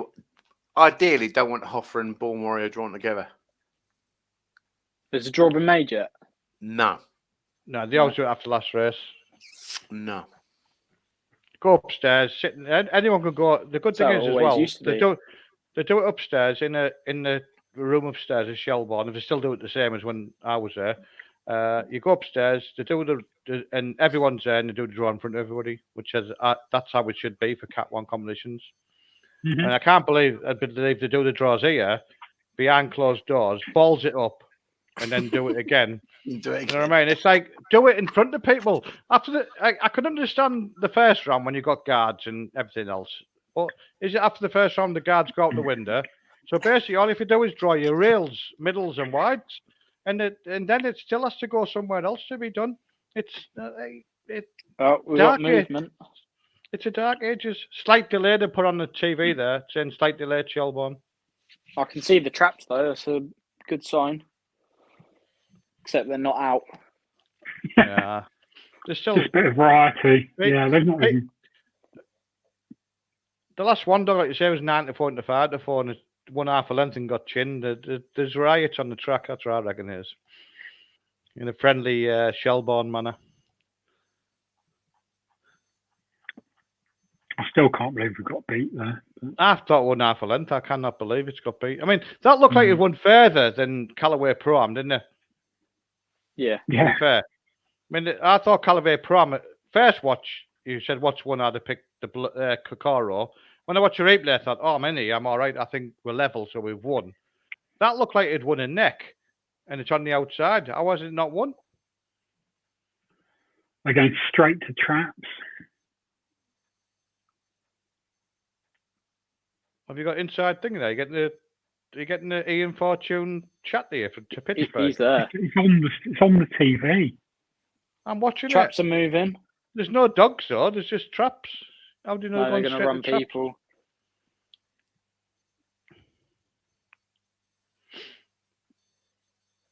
That'd be decent. A proper human race.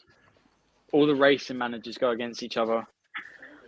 And we bring back some legends like PL and Lorraine. Well, you can fucking imagine me running around a fucking track, can't you? Jesus Christ. I think take to Hove. Bare knuckle boxing match would be much better. You'd have to, how many defibrillators would you need? Yeah, exactly. That thing at Nottingham when they done it was the bentest race you've ever seen when they took Ben's eyes wow. out, Yeah. weren't they? Jesus Christ Almighty! How huggy was that? Okay. I'm only annoyed because I wasn't part of it, but bloody hell, what a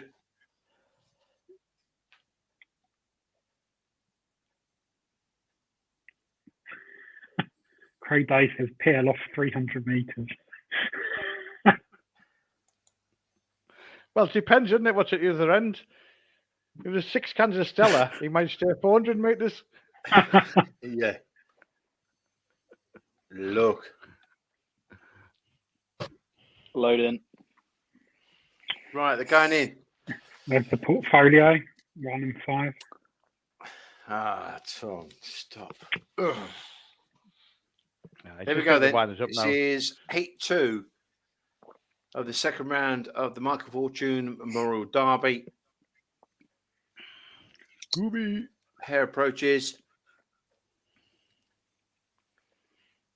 And they race away to a fairly level line. It was Emily's Jet, the first to show from Well Met, who's looking to clear into the turn. And it's Well Met. Didn't quite make it from Emily's Jet. That's now gone on from Well Met. And Ballymac Drama's turned into pitch. In behind these comes Scooby's Prince. And then comes the 3 Kuamoka around the last 2 turns. And it's 5 Well Met from 4 Emily's Jet, who's battling back from her up on the inside. Comes Ballymac Drama and Emily's Jet. Oh my word, that was close. It's another photo. I'm calling nothing anymore. I would say 1 looking at that, but I hope you've got the winner, PL. Fingers crossed. That's it. They did sound like a bit of a commentator. I'm on the ready. Yeah, get up, you. Hey, UT. I'll call it a UT. I'll say. But No, I don't use what a weird race. But you don't get racing like that in the UK. Shelbourne Park is just a very, very special circuit. Unbelievable. They just all sort themselves out. I'll tell you what, Four's done a strange one, hasn't it? Like the way it's ran off down the back and then come storming back. Is it a lack of middle or is it? I don't know. Iffy. I thought it was a bank front runner. I think Four's won that. She was more of a staying type. I think 1's got it. She's ran like a staying type because 5's beat 1 on it, but when you look at it again now. Well, if you go back to my old rule of winning by half a length on the outside, the Blacks won. But after that last race, it could have got beat to Gregory. Who knows? But 5's beat 1. I think you're out to look, PL. Sorry. Oh, maybe man. 4 has got up actually. I think it's the only one that's in the light. That Emily's bitch.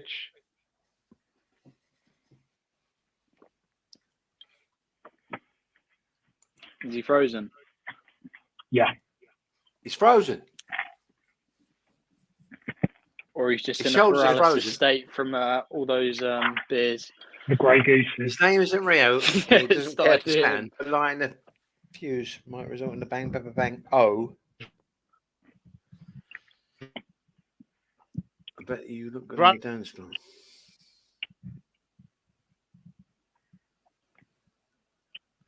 Jesus Christ. It's probably been come up, he's got 10% battery left. It's been so cruel tonight. Yeah, it's been brutal. We could have had it right off. He's gone.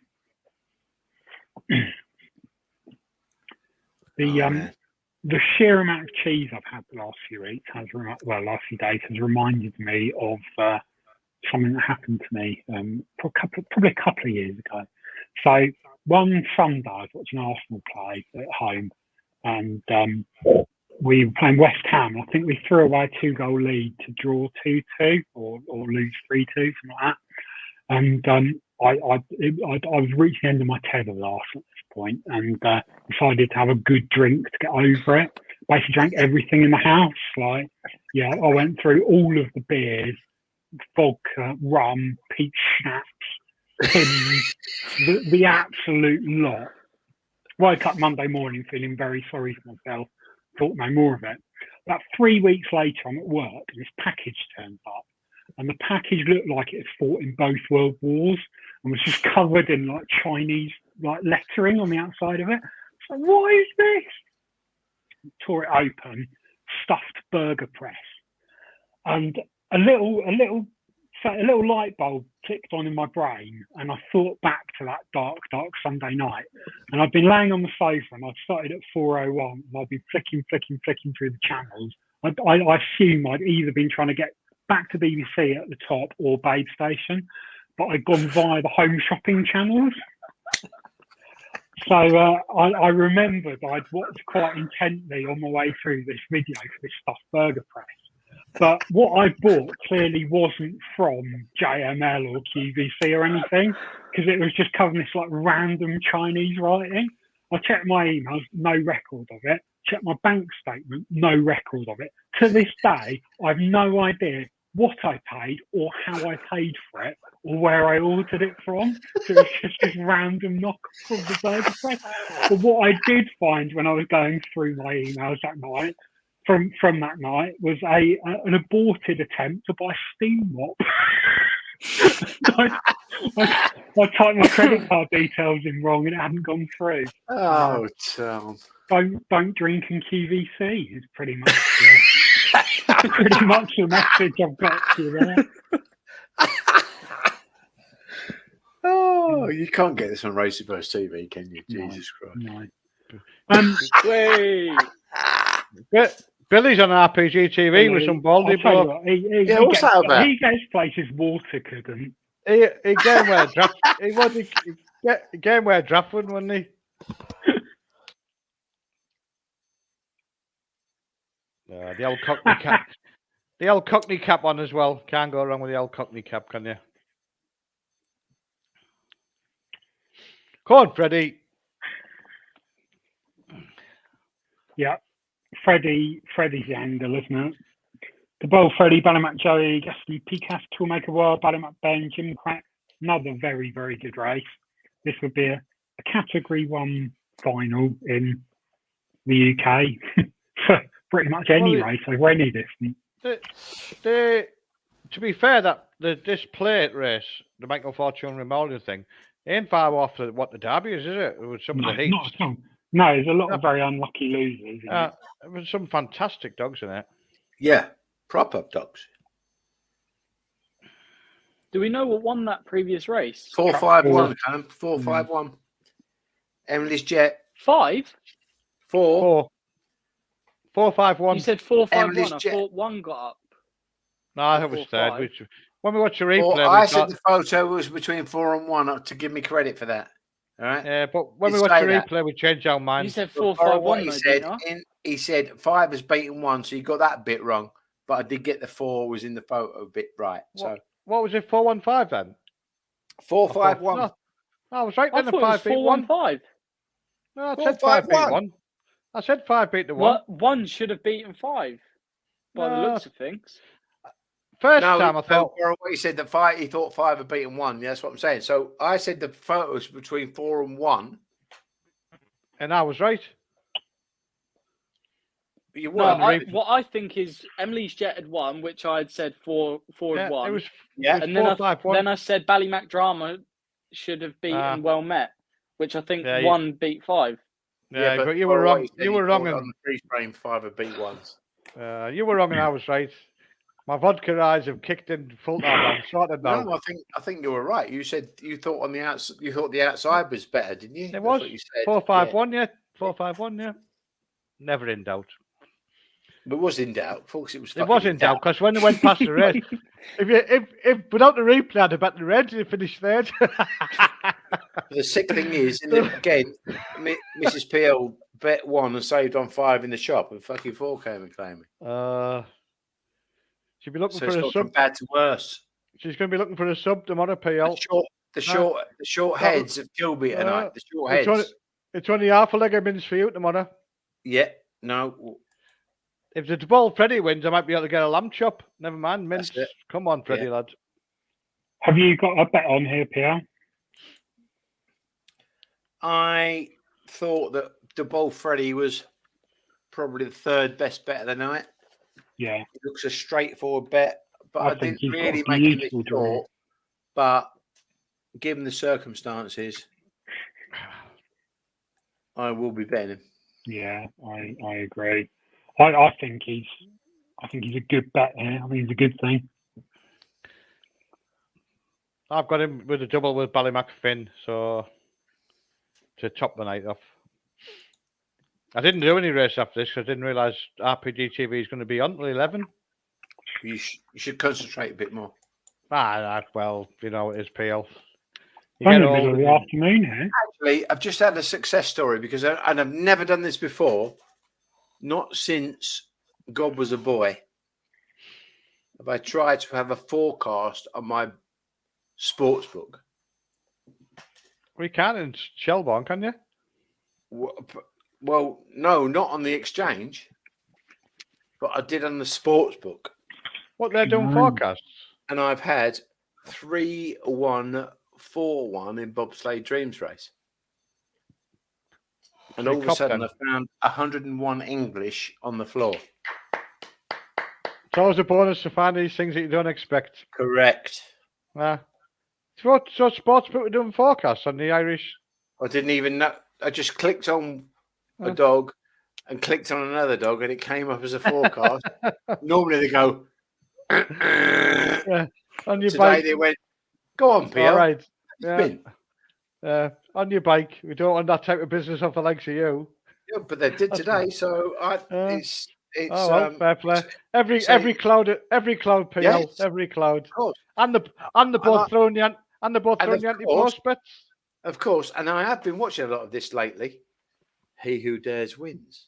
Well, there you go then. And your anti-post bets are doing well as well. Yeah, Gary Vaux, double carpet, Bobsleigh Dream, 12-1. So so hey ho.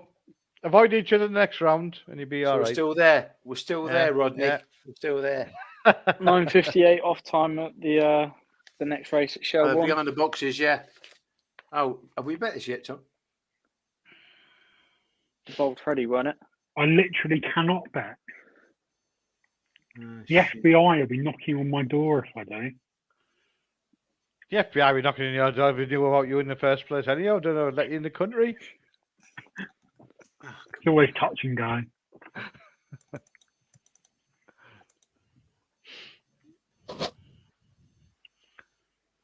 My eyes. What have you had on? Yeah, that's a good bet. Yeah, it's a good price odds again. Happy with that. Very happy with that.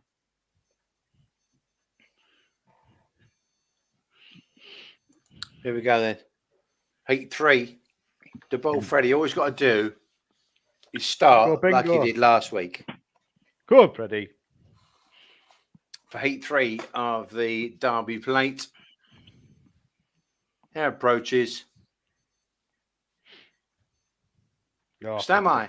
Gates lift. He's missed a break. It's 2 the first to show from 6. Ballymac Joey from Jim Crack into the turn. Ballymac Joey on the inside has gone round in front from Jim Crack. Then a gap back to Ballymac Ben and a big further gap back to Toolmaker Wild into the third turn. Blue Jacket. Ballymac Joey for Liam Downing has around about a 3-4 length lead now from 5. Ballymac Ben is Kennelmate who started to pick up now and loom large off the last turn. Blue Jacket. Ballymac Joey has got to go on and score though from Ballymac Ben with back in third. I think it was Toolmaker Wild. Bit of a turn up there, and I think that was out of the boxes as well. Ballymac Joey got the start right after missing his break for a good few races lately. Got to the front, and the rest was history. Three races ago, that was on the cards, but the last two's been nothing like that. Yeah, the Bold Freddy just did not get going. Yeah, I miss you up. Hey ho. Yeah. It's disappointing because we had a bet on that. So. I would. What price was Ballymac Joey? Must have been big. Good question. Yeah. Must have been a very big price.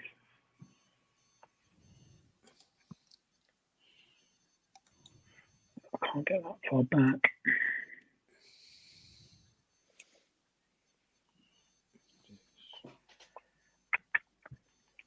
I think about 10 or 11 on the exchange anyway. Yeah, can well believe it. Are they catching them up now? Is it 9 minutes off in the next? It was only 4 minutes after the previous one. It was originally 9:54, I think, and then it was 9:58. Okay, they've caught up pretty well.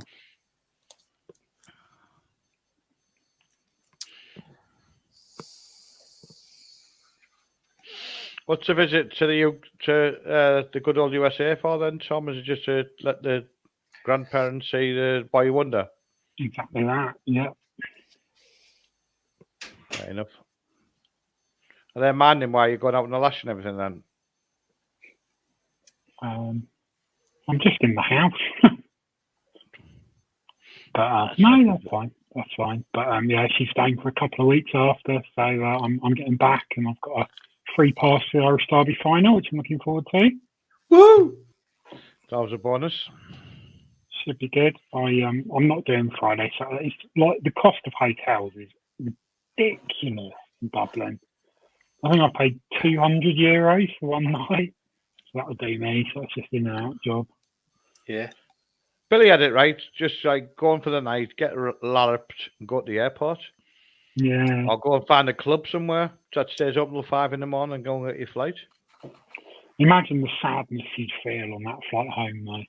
I've had worse.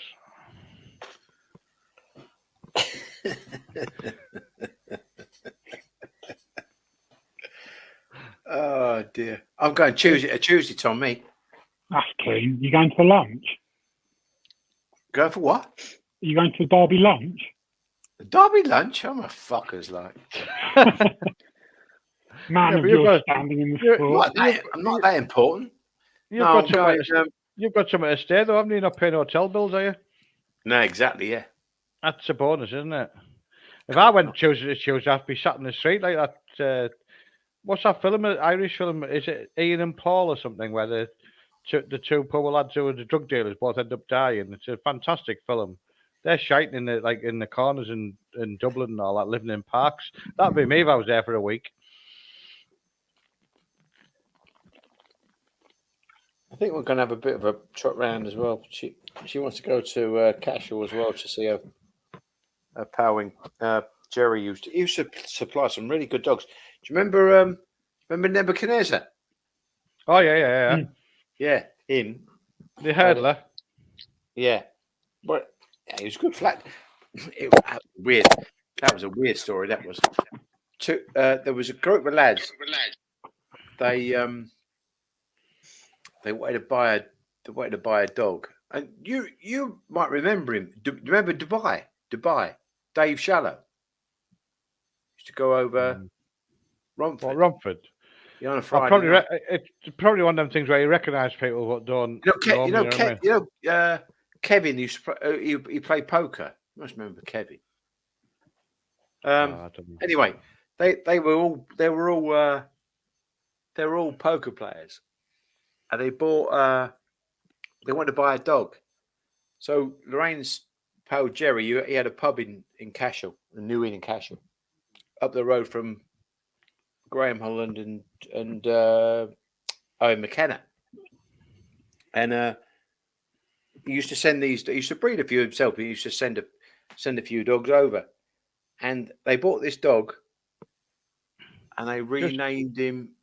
Oh yeah. What do you want to watch the draw? So yeah, try to just. I'm going to say don't interrupt you because you've got the draw going on, haven't you? Yeah, go on then. Do that. We'll watch the draw.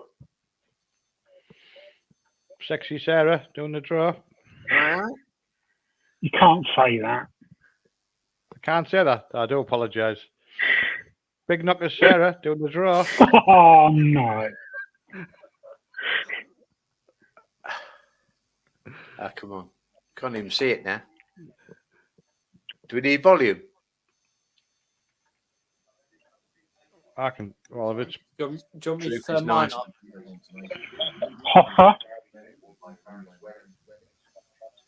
Offering 6.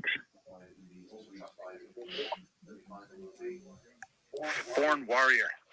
It's the clash we wanted to see. What, Warrior against Hopper? With 5, Born Warrior will give Kulavani Hoffa plenty to think about the early Oh, yards. that's not good, is it? Warrior drawn inside Hopper. That doesn't sound good.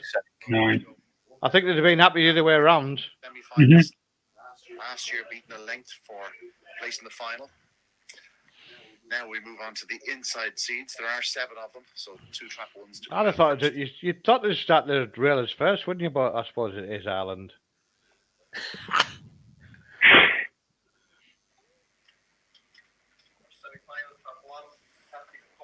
Crafty Kokoro. Red. Red. Some semi there. It makes no difference really to her, does it? No, it doesn't. Ballymac Finn in 1. In 1, fuck me. From trap 1 in the second semi-final, where he'll enjoy Cork Kelly Nestor and Droopy's nice one. On to trap 2 now in the opening. Ooh, the second semi-final already sounds a lot weaker than the first one. I think he said Carl Kelly Nestor and Droopy's nice one in that one. Explosive Yeah. boy, reigning dog of the year, will race from trap 2. Explosive boy in 2. Fuck me, explosive boys in that fucking heat. Jesus Christ. I think the first semi-final or the second semi, whichever one it is the finals in one draw. Yeah. Barry trap 2, second semi. Fuck Yeah. now. The first semi is going to be absolutely Crypto red punk. hot. Yeah. Jesus Christ. Just to put a bit more early in that race, right? Facing a really hot contest in that opening semi-final. Vincenzo could go first semi here. Not quite complete. We have to do the format. Those in the second semi-final are going, whoa, that's a bonus. Callaway Pro-Am. Callaway Pro-Am. Fucking hell. Oh, crack on. The prices collapsed. Top 3 or 4 in the betting. Fuck's sake. The opening semi-final of the Boyle Sports Irish Greyhound Derby. They are throwing 1 envelope into the draw drum just to be official. It will be Vincenzo. He will race from trap 4 in the second semi-final. We hope. If not, they all go back. Can you guess who's in trap 4? Semi 2? Vincenzo. 2 explosive boy. That- 3 that- crypto. the first, In 4 Callaway Pro-Am. 5 Born Warrior a wide seat and 6 Kulavani Hoffa a wide seat. Jesus. The second semi-final, 1 Ballymac Finn, 2 Skywalker Barry, 3 Mary's Wedding, 4 Vincenzo a middle seat, 5 Gord Kelly Nestor a wide seat, and 6 Droopy's nice one a wide seat. Not Listen be to funny. that. If you wanted to buy a few dogs out of one heat, you'd definitely take the first one, wouldn't you? Fucking hell. Ballymac Finn is absolutely plotted in the second one. That is the final in that first In the semi-final. first, Yeah, you're not wrong. Yeah. Well, Ballymac Finn's in the second one, so I suppose you can. Yeah, and Vincenzo, I'd say would be up there. But the first one is a lot stronger than the second one, yeah. But it often happens, isn't it? Look at the draws, as I say. Jesus. And I think there'll be an upset in the second semi. Very possibly, isn't it? Yeah. Something like Droopy's Crafty- nice one. All you have to feel look like at is they'll if definitely get through. is Kokoro up against all that early pace in the first one. Then that's good. Yeah. She's gonna have to do some run to get through. But again, that's what I'm saying about if there's a final. That's the final she would want because all them early pace dogs cannot win. Yeah. So it's ideal for her if she can pick her way through to come and challenge him.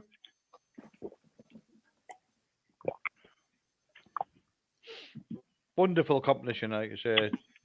Going behind it, Shelbourne. What gets you is how well do all them like Sarah and all the people on Twitter do the Irish Derby compared to how it's done over here? If it wasn't for like Davey B and other people putting videos up and stuff like that, you know what I mean? It wouldn't get any publicity, would it? It's people doing it off their own bat rather than the people who should be doing it. What have you bet here, PL? We backed 1, saved on 2, and covered on 4. I found this race impossible, and I've not a bot. For me. Here we go. I'm retiring in front. Good luck, gents. Heat 4 of the plate. And away and racing, and 2 Flaming Moneybags has the early lead. 6 up on the outside. Kildare showed early pace. All trouble at the back for Kilgraney Sydney, who's got knocked back through the pack and is left Kildare clear. He's got a 5-6 length cushion over Sunshine Dreams in second. 5, Ballymac Border running on for third, along with Drex, who's trying to qualify as they spin up the last. Kildare in supreme isolation, missed the trouble, got to the front, and has bounded away to success. 3, Sunshine Dream was second. I think Ballymore Border just got third spot and qualified for next week's semis. 29:40, good time. 17:10. 17:10, good, yeah. Yeah. Back to his best Kildare. He's a good dog, killed. A 3 ran well and all. Yeah, banged out last week, and I thought, where'd that come from? And has run well, run well. He had a good chance. It's just a matter of whether you could see him clearing the dogs inside him, wasn't it? And the inside dogs didn't start as well as what you'd have expected, did they? Well, Blaming Moneybags did, but I think he's just a banger. I don't think he's got a lot of early, really. But Kildare, like you said, he's shown there what he showed in a Toaster in the early rounds, hasn't he? Yeah. He's a fast dog. Hopefully Sydney's got up. Yeah. I would say 5 said by a Giraffe's Neck, but I've been wrong before tonight. Is 5 Sydney? No, Sydney got knocked over. Yeah. Oh, 5's third by half a length. Ballymore Border, that's Orange Dog, yeah. Unless you get one of them dodgy photos out, who knows? Swords Rex just ain't. He's just not. Nah. There's something. Yes, late, he needs to rest. He wants a rest and get him back. We did miss. I have to say that Brian Kennedy put him up for the JP competition. We all backed him at. Well, I backed him at 25. So I don't know if everyone else did on the group. So he hasn't. Kirby. The Kirby, Con Kirby, yeah. And we backed him at 25. Well, I don't know if everyone else did, but he did put him up, to be fair. Brian Kennedy, early does. He put 2 up. That was one of them. So I think I was allowed buttons on Sportsbook or whatever I bet him on. But it buys around the drinks, doesn't it? It doesn't work regardless. So I look at it. See, when you look at RPG TV now, compared to pre-COVID, they've got no guests in the studio anymore. They've got no, proper dog people with history going into the studio, and they'll not necessarily interview them, but talk to them about like some of the good times that they had. They just stick to the people that they know will pull through on a computer. I mean, this is good because we haven't got anywhere to meet. Do you know what I mean? They've got an office, they've got a studio, and they've now essentially stopped what was part of. The weird thing is, if the presenter and the analyst are allowed in the studio, why isn't the guest allowed in the studio? That's what they used to do. Not anything and the problem to do with COVID. No, it's just now it's the cheapest option, I think. Yeah, I mean, Dave. So, yeah. I don't know if he's on tomorrow night. Dave Gray's on every Sunday, isn't he? After he's done his Pilo shift. To be fair, I know you can criticise. I'm not saying he's a good judge or a bad judge. But I'm saying one thing is, he's a racing manager. Yeah, and he's a race caller. He is by far, he would knock 90% of those people that are on Race Supposed to Be out of the park for commentating. Knock them out of the park. Oh, I'm not. And actually, if you followed his naps, and I know you said, "Oh, it's the same," but sometimes it's a bit like me and Tom. We're the same. And but where is he in the naps table then? No, I'm not. I don't. I've stopped watching it, mate. I don't watch it very often. Well, he's not. No, he's not an analyst, so he wouldn't be on the naps table anyway. So, so there's a point. All that naps table, fucking, what's it? Bollocks. Bollocks. Hot and cold trainers and fucking shit. Yeah. That's bollocks. It's all garbage. It's all garbage because that's not. It's not relevant. So that is the criticism. So that's where Callum's coming from. Is there's no freshness. There's no opinion. There's no up to date. And what is real. If anyone can give me better than even money, that Emily Wallace is not going to end up on there. Dave Mullen's daughter isn't going to end up on there, and a few others who they talk to when they finish uni. I'll you know what I mean. I'll take evens at the All Will. Because it suits that program. They don't want anyone on there that has a different opinion to them. No. I can't. I mean, I'll give you an example, right? A while ago, my mate's bitch was running a Crayford. She's an A4, A5 bitch. And for Crayford, I think she went 13 races in a row without being out the first 2. Now, no matter what grade that is at Crayford, that is some going. Because you always get cleaned out the first bend, don't you? Yeah. And anyhow, I tweeted in and I said, congratulations to Tommy Batchelor and Elio Mark, my mate Mark, on their bitch Rarity running tonight. She's gone, at the time it was 12 races without being out the first 2. Good luck to her tonight. Never got read out. Won't get read out. There's nothing I've said didn't get read out.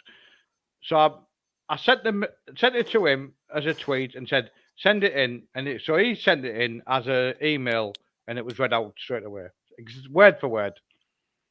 And it's just like, what is wrong with me sending that in? I'm congratulating somebody. I mean, I often send in, call them all a bunch of bastards. I don't expect them to get read out. You know what I mean? When I'm saying the track is doing this, the industry prices are shite. I mean, you have to fair. They're all the gravy boys. We're all on the boat, aren't they? On the gravy boat. They can't disagree with anything. They have to do it because they won't have a job if they don't. Yeah. There's only Tony Bullen who will ever say anything. That's like, you might go, whoa, that's a bit thingy, isn't it? You know what I mean? But even when you tweet in and say, it'll go like, oh, it was a Tuesday night as well. It's not as if they were busy. They were begging for people to tweet in. But apart from you can fuck off, buddy, what because you're you know what I mean, a twat. Yeah. But fair enough, I am. But that's fair enough. But like I said, to read the same thing out 2 minutes later, it's just like show them up what they are. Just like it's just got stale, hasn't it? They've got an opportunity on there to do a lot of things on there. It's like you said, Peter, when you went on, and then all of a sudden it was like, I can't cope with this. You can't have an opinion, can you? No. If it's not, you know what I mean? That's the thing. Which is a bit strange. It's just a bit strange. It's very, very strange. And the thing is, because basically it's the same old story. The bottom line is the bookmakers control it, and you can't upset the book. But if people took 2 steps back and said, well, what's good for the sport? How can we improve it? It's just same. The model is broken, but they can't fix it. Yeah. That's the bottom line. They don't want to step out of line. They're getting. See, I don't want to criticise too much because I think what we've got there is good. We've got coverage of some of the top tracks around. So that's the only coverage you've got, Caleb. Yeah, exactly. At the same time, you need to sort of have a medium of both. And by the way, if they didn't have the pictures, then we would struggle. Ourselves. So we would. TV is a good thing, but at the same time, if people don't bring stuff up like this, which is why I want to get people talking. Yeah, you don't hear nothing about it. It'll get put on a Greyhound forum, and it'll be probably taken out of context, and it's then seen as a bad thing. Yeah, criticism isn't always bad. It's meant to be constructive. Hence why certain people at Toaster, which I do enjoy watching Toaster, you've got to take the constructive criticism or you don't move forward. It's as simple as that. That's spot on. Constructive criticism is spot on. That's the word. That's the exact words for it. But they don't want it. They don't want it. They just want everyone to toe the line what they've got. And it's towing the bookmakers' line. The bookmakers have got in this position where we've got no Saturday racing, we've got no Sunday racing, got no Friday racing on the night. And it's like you say, it's going to, in the end of the day, it's going to kill off ground racing. Yeah, it will. In the end, it will. Yeah. You can't have ground racing without owners, and like Billy said tonight, what did Billy say about now? Even Billy's knocking his syndicates on the head. You know what I mean? That's something, isn't it? You know what I mean? He's had a lot of successful syndicates. If people like him are knocking the syndicates on the head, it's time to say like, "Whoa, what's going on here?" You know what I mean? Because everywhere else you got to go, "Oh, join the syndicate." If you go on RPG TV, all you ever says when someone emails in, "Oh, I'd like to have a dog or whatever," but I'm not sure. Go and meet the bookmakers. Go and meet your dog traders at the track. Have a chat, and a syndicate might be the best way to go. Well, if people who've run syndicates for years are saying syndicates are going down the pan, you know what I mean? What hope is there for ground racing? Look,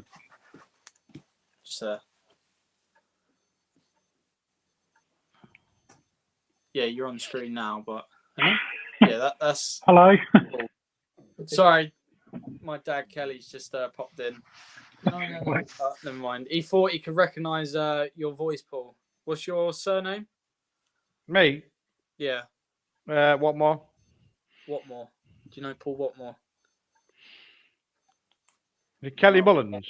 Kelly Mullins, yeah. Yeah, I did. I know.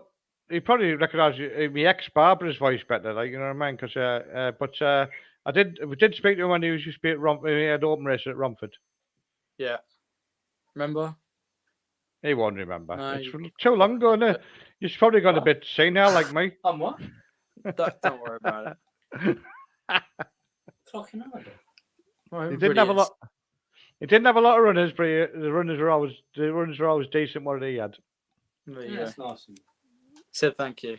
Manny's in the pub.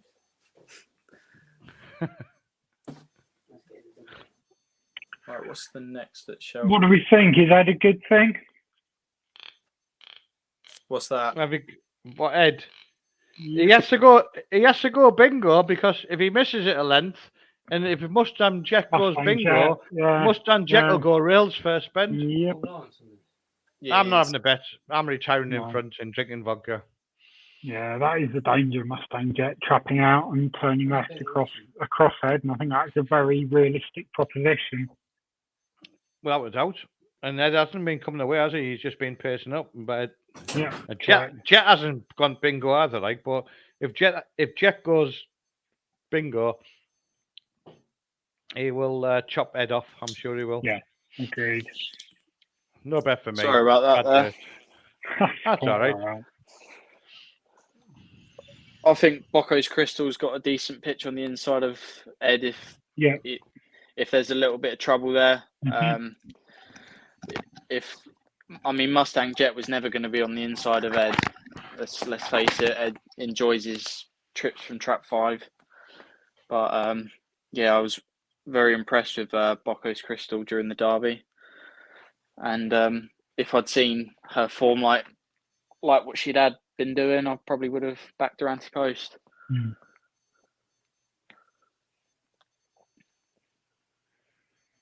Any intel on the race, PL? You're not on mute, but your headset's not connected. I'm on mute, yeah. I'm on mute. I'm a big fan of Bannable Red, but we're aware of that. I think Mustang Jet's not a great. And by the way, I don't know if you noticed, Pat's put a wide on him, which I'm a bit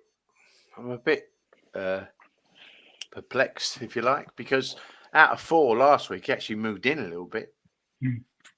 That was his undoing. But Lorraine's got a theory that he might be a dog that doesn't want to be at a track too many times.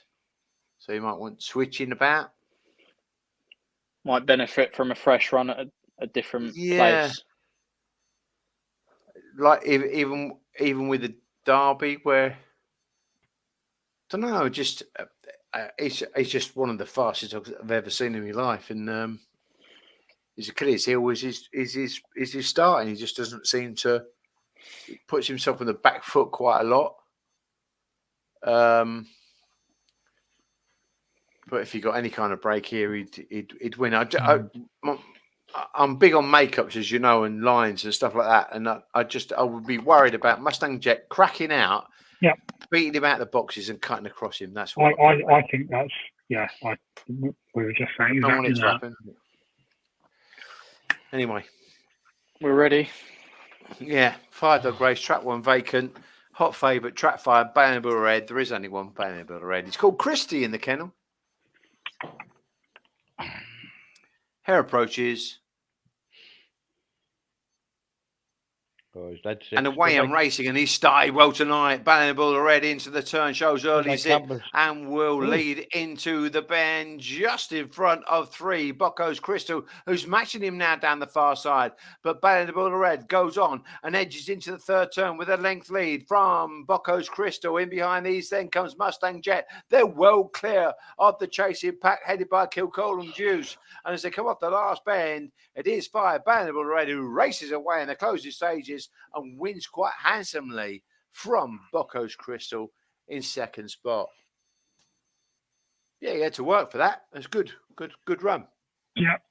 Good run, Yeah. Paul. Shame he didn't trap like that last week. Yeah, exactly. Yeah, 29.25, 17.07. Yeah, exactly. Yeah, you're right. So if he starts like that, but again, look, see him edging in. Is that the fastest time of the night? Is that the fastest time of the night then? Yeah, he's moving in, but he's moving in run up. I dare to say even 3 as we or always 4 say, might be better. when you draw yourself middle and be honest about it, you often end up in 5 and 6, don't you? Yeah, I don't see Danny, why, didn't. But he doesn't look even there going at the third bend. He's almost middle of road. He doesn't want to be wide. I think that's. Yeah. I think. Is he seeded wide or middle then? No, he was middle in the Derby, but for this race he was seeded wide. All right, I would never seed him wide like. No, it's like when we had Danny, wasn't it, Tom? He was like he was brilliant out at trap 4, and but once the night we anti-post, we were all lumping on him at Nottingham, and then Skywalker, Logan, done the clock against him, you know. But he ran a blinder. He ran an absolute blinder that night, and you think like, to run that race again, but then the next round you stuck out in wide and you're screwed. You know what I mean? Yeah. Yeah, that's probably the other middle seed, and you end up in 5 or 6 because of the lack of dogs out there. So you have to feed them inside and then take your chances, but you could well end up in red. The amount of dogs you see that shouldn't be seated rails, or shouldn't be seated middle or whatever, and to get away with it all the time because the racing managers have no bollocks to say to somebody, hang on a minute, you've been running out of 4 and 5 at your local track week in, week out. I'm not accepting you as a real seed here. But to do it, there's no sort of thing against it, especially if it's a big trainer. And that needs someone needs to it's like disqualifications. There's no way a dog getting disqualified should be left down to the local judge because they've disqualified it or whatever. It should have a panel where they look at it and go disqualified, not disqualified. Because the amount you look at, there's some disqualifications this year where, fair enough, it's like toss of a coin, but you see some of them, you think that's a definite DQ, but it's a graded race, so it's like, well, we're not going to DQ you because the graded race and we were short of a dog, and exactly the same thing gets disqualified for an open race by the same. I said track. this on my recent article. I said, it's questionable because certain racing managers are definitely capable of seeing, instant contact on the run-in or wherever the contact happens. But at the same time, in horse racing, it's so professional that it's held within a studio of proper officials. Yeah. The jockeys, when they're riding, they can go up and they can clearly make their case with proper visual analysis, which I think would help if we've got, like head-on cameras, which was another thing that I had mentioned. You can clearly see the run to the bend to properly see dogs and proper contact. The head-on cameras you have behind the traps, just so you can see you pushing the dog in the trap. Some of them, when you see people putting the dog in the trap, is embarrassing. And you think, like, Jesus Christ, if that was my dog, I'd be saying to you, don't you put my dog in the trap ever again. Because you're using your knees, you're losing your legs. Exactly what Lorraine says quite a lot. You're basically kicking the dog into the traps, you know what I mean? Yeah. It's embarrassing to see. But that camera could be used just for even if you haven't got a front-on camera, and even if you don't want to show us because it might help us gamble, that camera could be used for the stewards to say, has that dog had a look on the run-in? Has that dog had a look on the run-up? But they don't want to know. It's just like graded dogs get away with it, open race dogs. I know the lads who have, Matt and them had a dog, Conquerall. I think Ryan had his leg in it. He got disqualified at Swindon. And it was like, well, he's a puppy having his 4th or 5th race. You could easily mark him awkward and say, have another trial. But no, he's DQ'd. I guarantee you he would not have been DQ'd if it was a graded race. Yeah. Question here from Robert Johnson. What do the lads fancy in the Ledger and Birmingham Cup? Ledger favourite Savannah Ruinart, very impressive in the stairs. Yeah. A couple of weeks back. Yeah. Birmingham Cup favourite is Havana Class. Havana Class is out. That's been withdrawn. Of course, yeah, went lame. Yeah, went lame in the week, didn't it? Yeah, they were in the first heat, and then the Queen. Yeah, they ran one heat, didn't they? Yeah. Me ruin out, and probably. I'd probably back Amaze Me Seb each way for the Ledger, just for a bit of value. Yeah, definitely Amaze Me Seb. He impressed at one more when he got stepped up. Yeah, definitely. I've got no opinion in the Birmingham Cup because I think it's all about hit and miss. But I think in the Ledger, I think Antigua Sugar could be one of these that gets off the front and takes a bit of catching. That's another one at double figure price. I haven't had a bet. I'm not having a bet in it, but again, it's like why is it that not on RPG TV? I know it's not an entertain track, but it's not going to get the coverage. It's not going to get anywhere near the coverage it deserves. No. Is it? On that, no. I mean, I didn't even realise the Select Stakes was on the other week. I saw a tweet during the day, and it was on at the races. There was a bit of build up, but not the occasion it was, and it was on. We were there with D-Star Lord, weren't we? When he was if he hadn't gone lame, I think he'd have won it. But on the stairs one. Yeah, on the stairs. Yeah. But that packed. What was the dog that won it? He done the clock, didn't he? A proper dog. Rosny's dog won it, didn't he? It was a real good dog. I can't remember his name now. No, I can't remember. I'd probably be with Kaluki for the Birmingham Cup. The M Lamb. I've always liked Call Me Steve. I feel like he's probably gone off the boil just a little bit. Yeah, agreed. But is Antigua Sugar been entered? Yeah, that's what happened. I'd probably go Antigua Sugar. It's on a flying trial round of over 4 bends. Yeah. She can do it on both, can't she? She can do 4 bends, 6 bends. Yeah. And still very young. Yeah. It's got the improvement in it, yeah. And you've got the Raven Screwball in there. It's Tom Hilbron's dog. Oh, yeah. He will catch pigeons, but he can run. He can run. Derby's delight, yeah. He can run. He likes a photograph, man. That's a problem. But the dog will keep qualifying. But I think he got trapped 4 in the first round, which probably isn't the greatest draw for him. On the next, Tom, come on, kick us on. 10:39. Pablo Escobar, the best named dog in dog racing. Urban View, Story Pee-wee, Drum Crow Winks, Massachusetts, Magical Cuba. 575-yard race, this one. Bit of variety. Okay. Is this the last race? It is. The lucky last, some might say. I'm retiring in front. I'm guessing it means I don't have to get me crack open the bottle. I'm down to drinks. I've found a bottle of rum in the cupboard. I don't really want to go on that, but I don't know where the hell it come from. But it's all that's left. So I suppose if it's the last race, I won't have to crack on.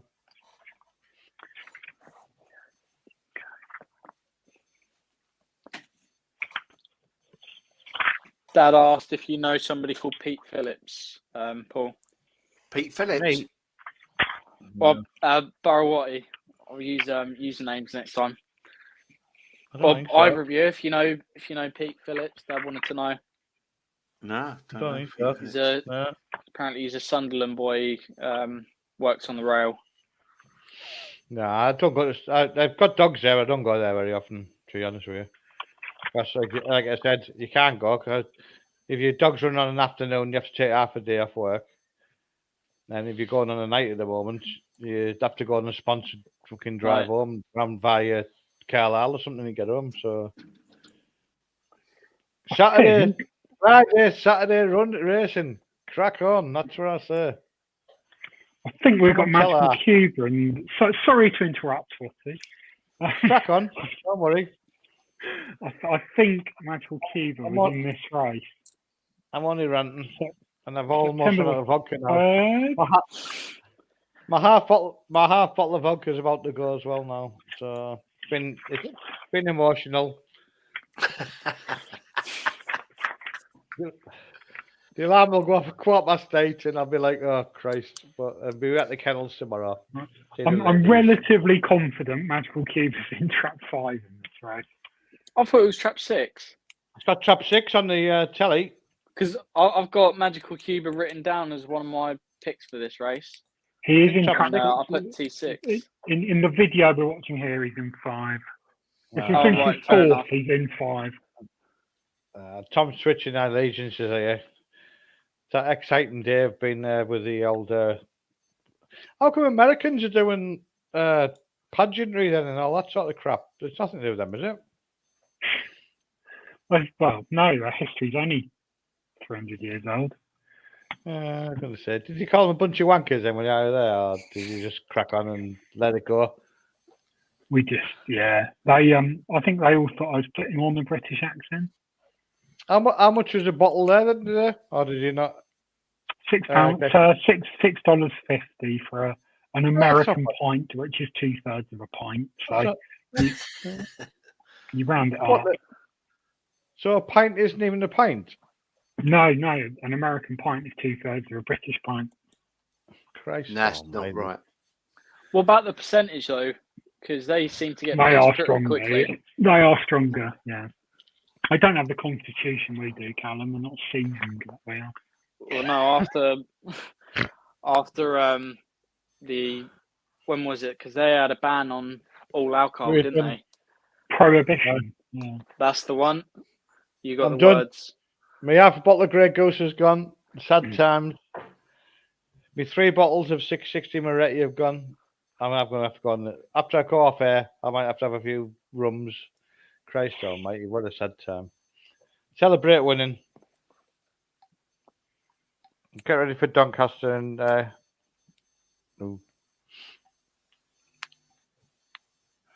Is the dog racing back on tomorrow then? Yeah. Yep. Donny in the morning. Has Tosa got 6 dog races tomorrow? Last Sunday's was unreal, wasn't it? Tosa and Henlow last week were like 4 and 5 dog races. As much as Kevin Boothby, I'll clap my hands to the guy, open up new tracks.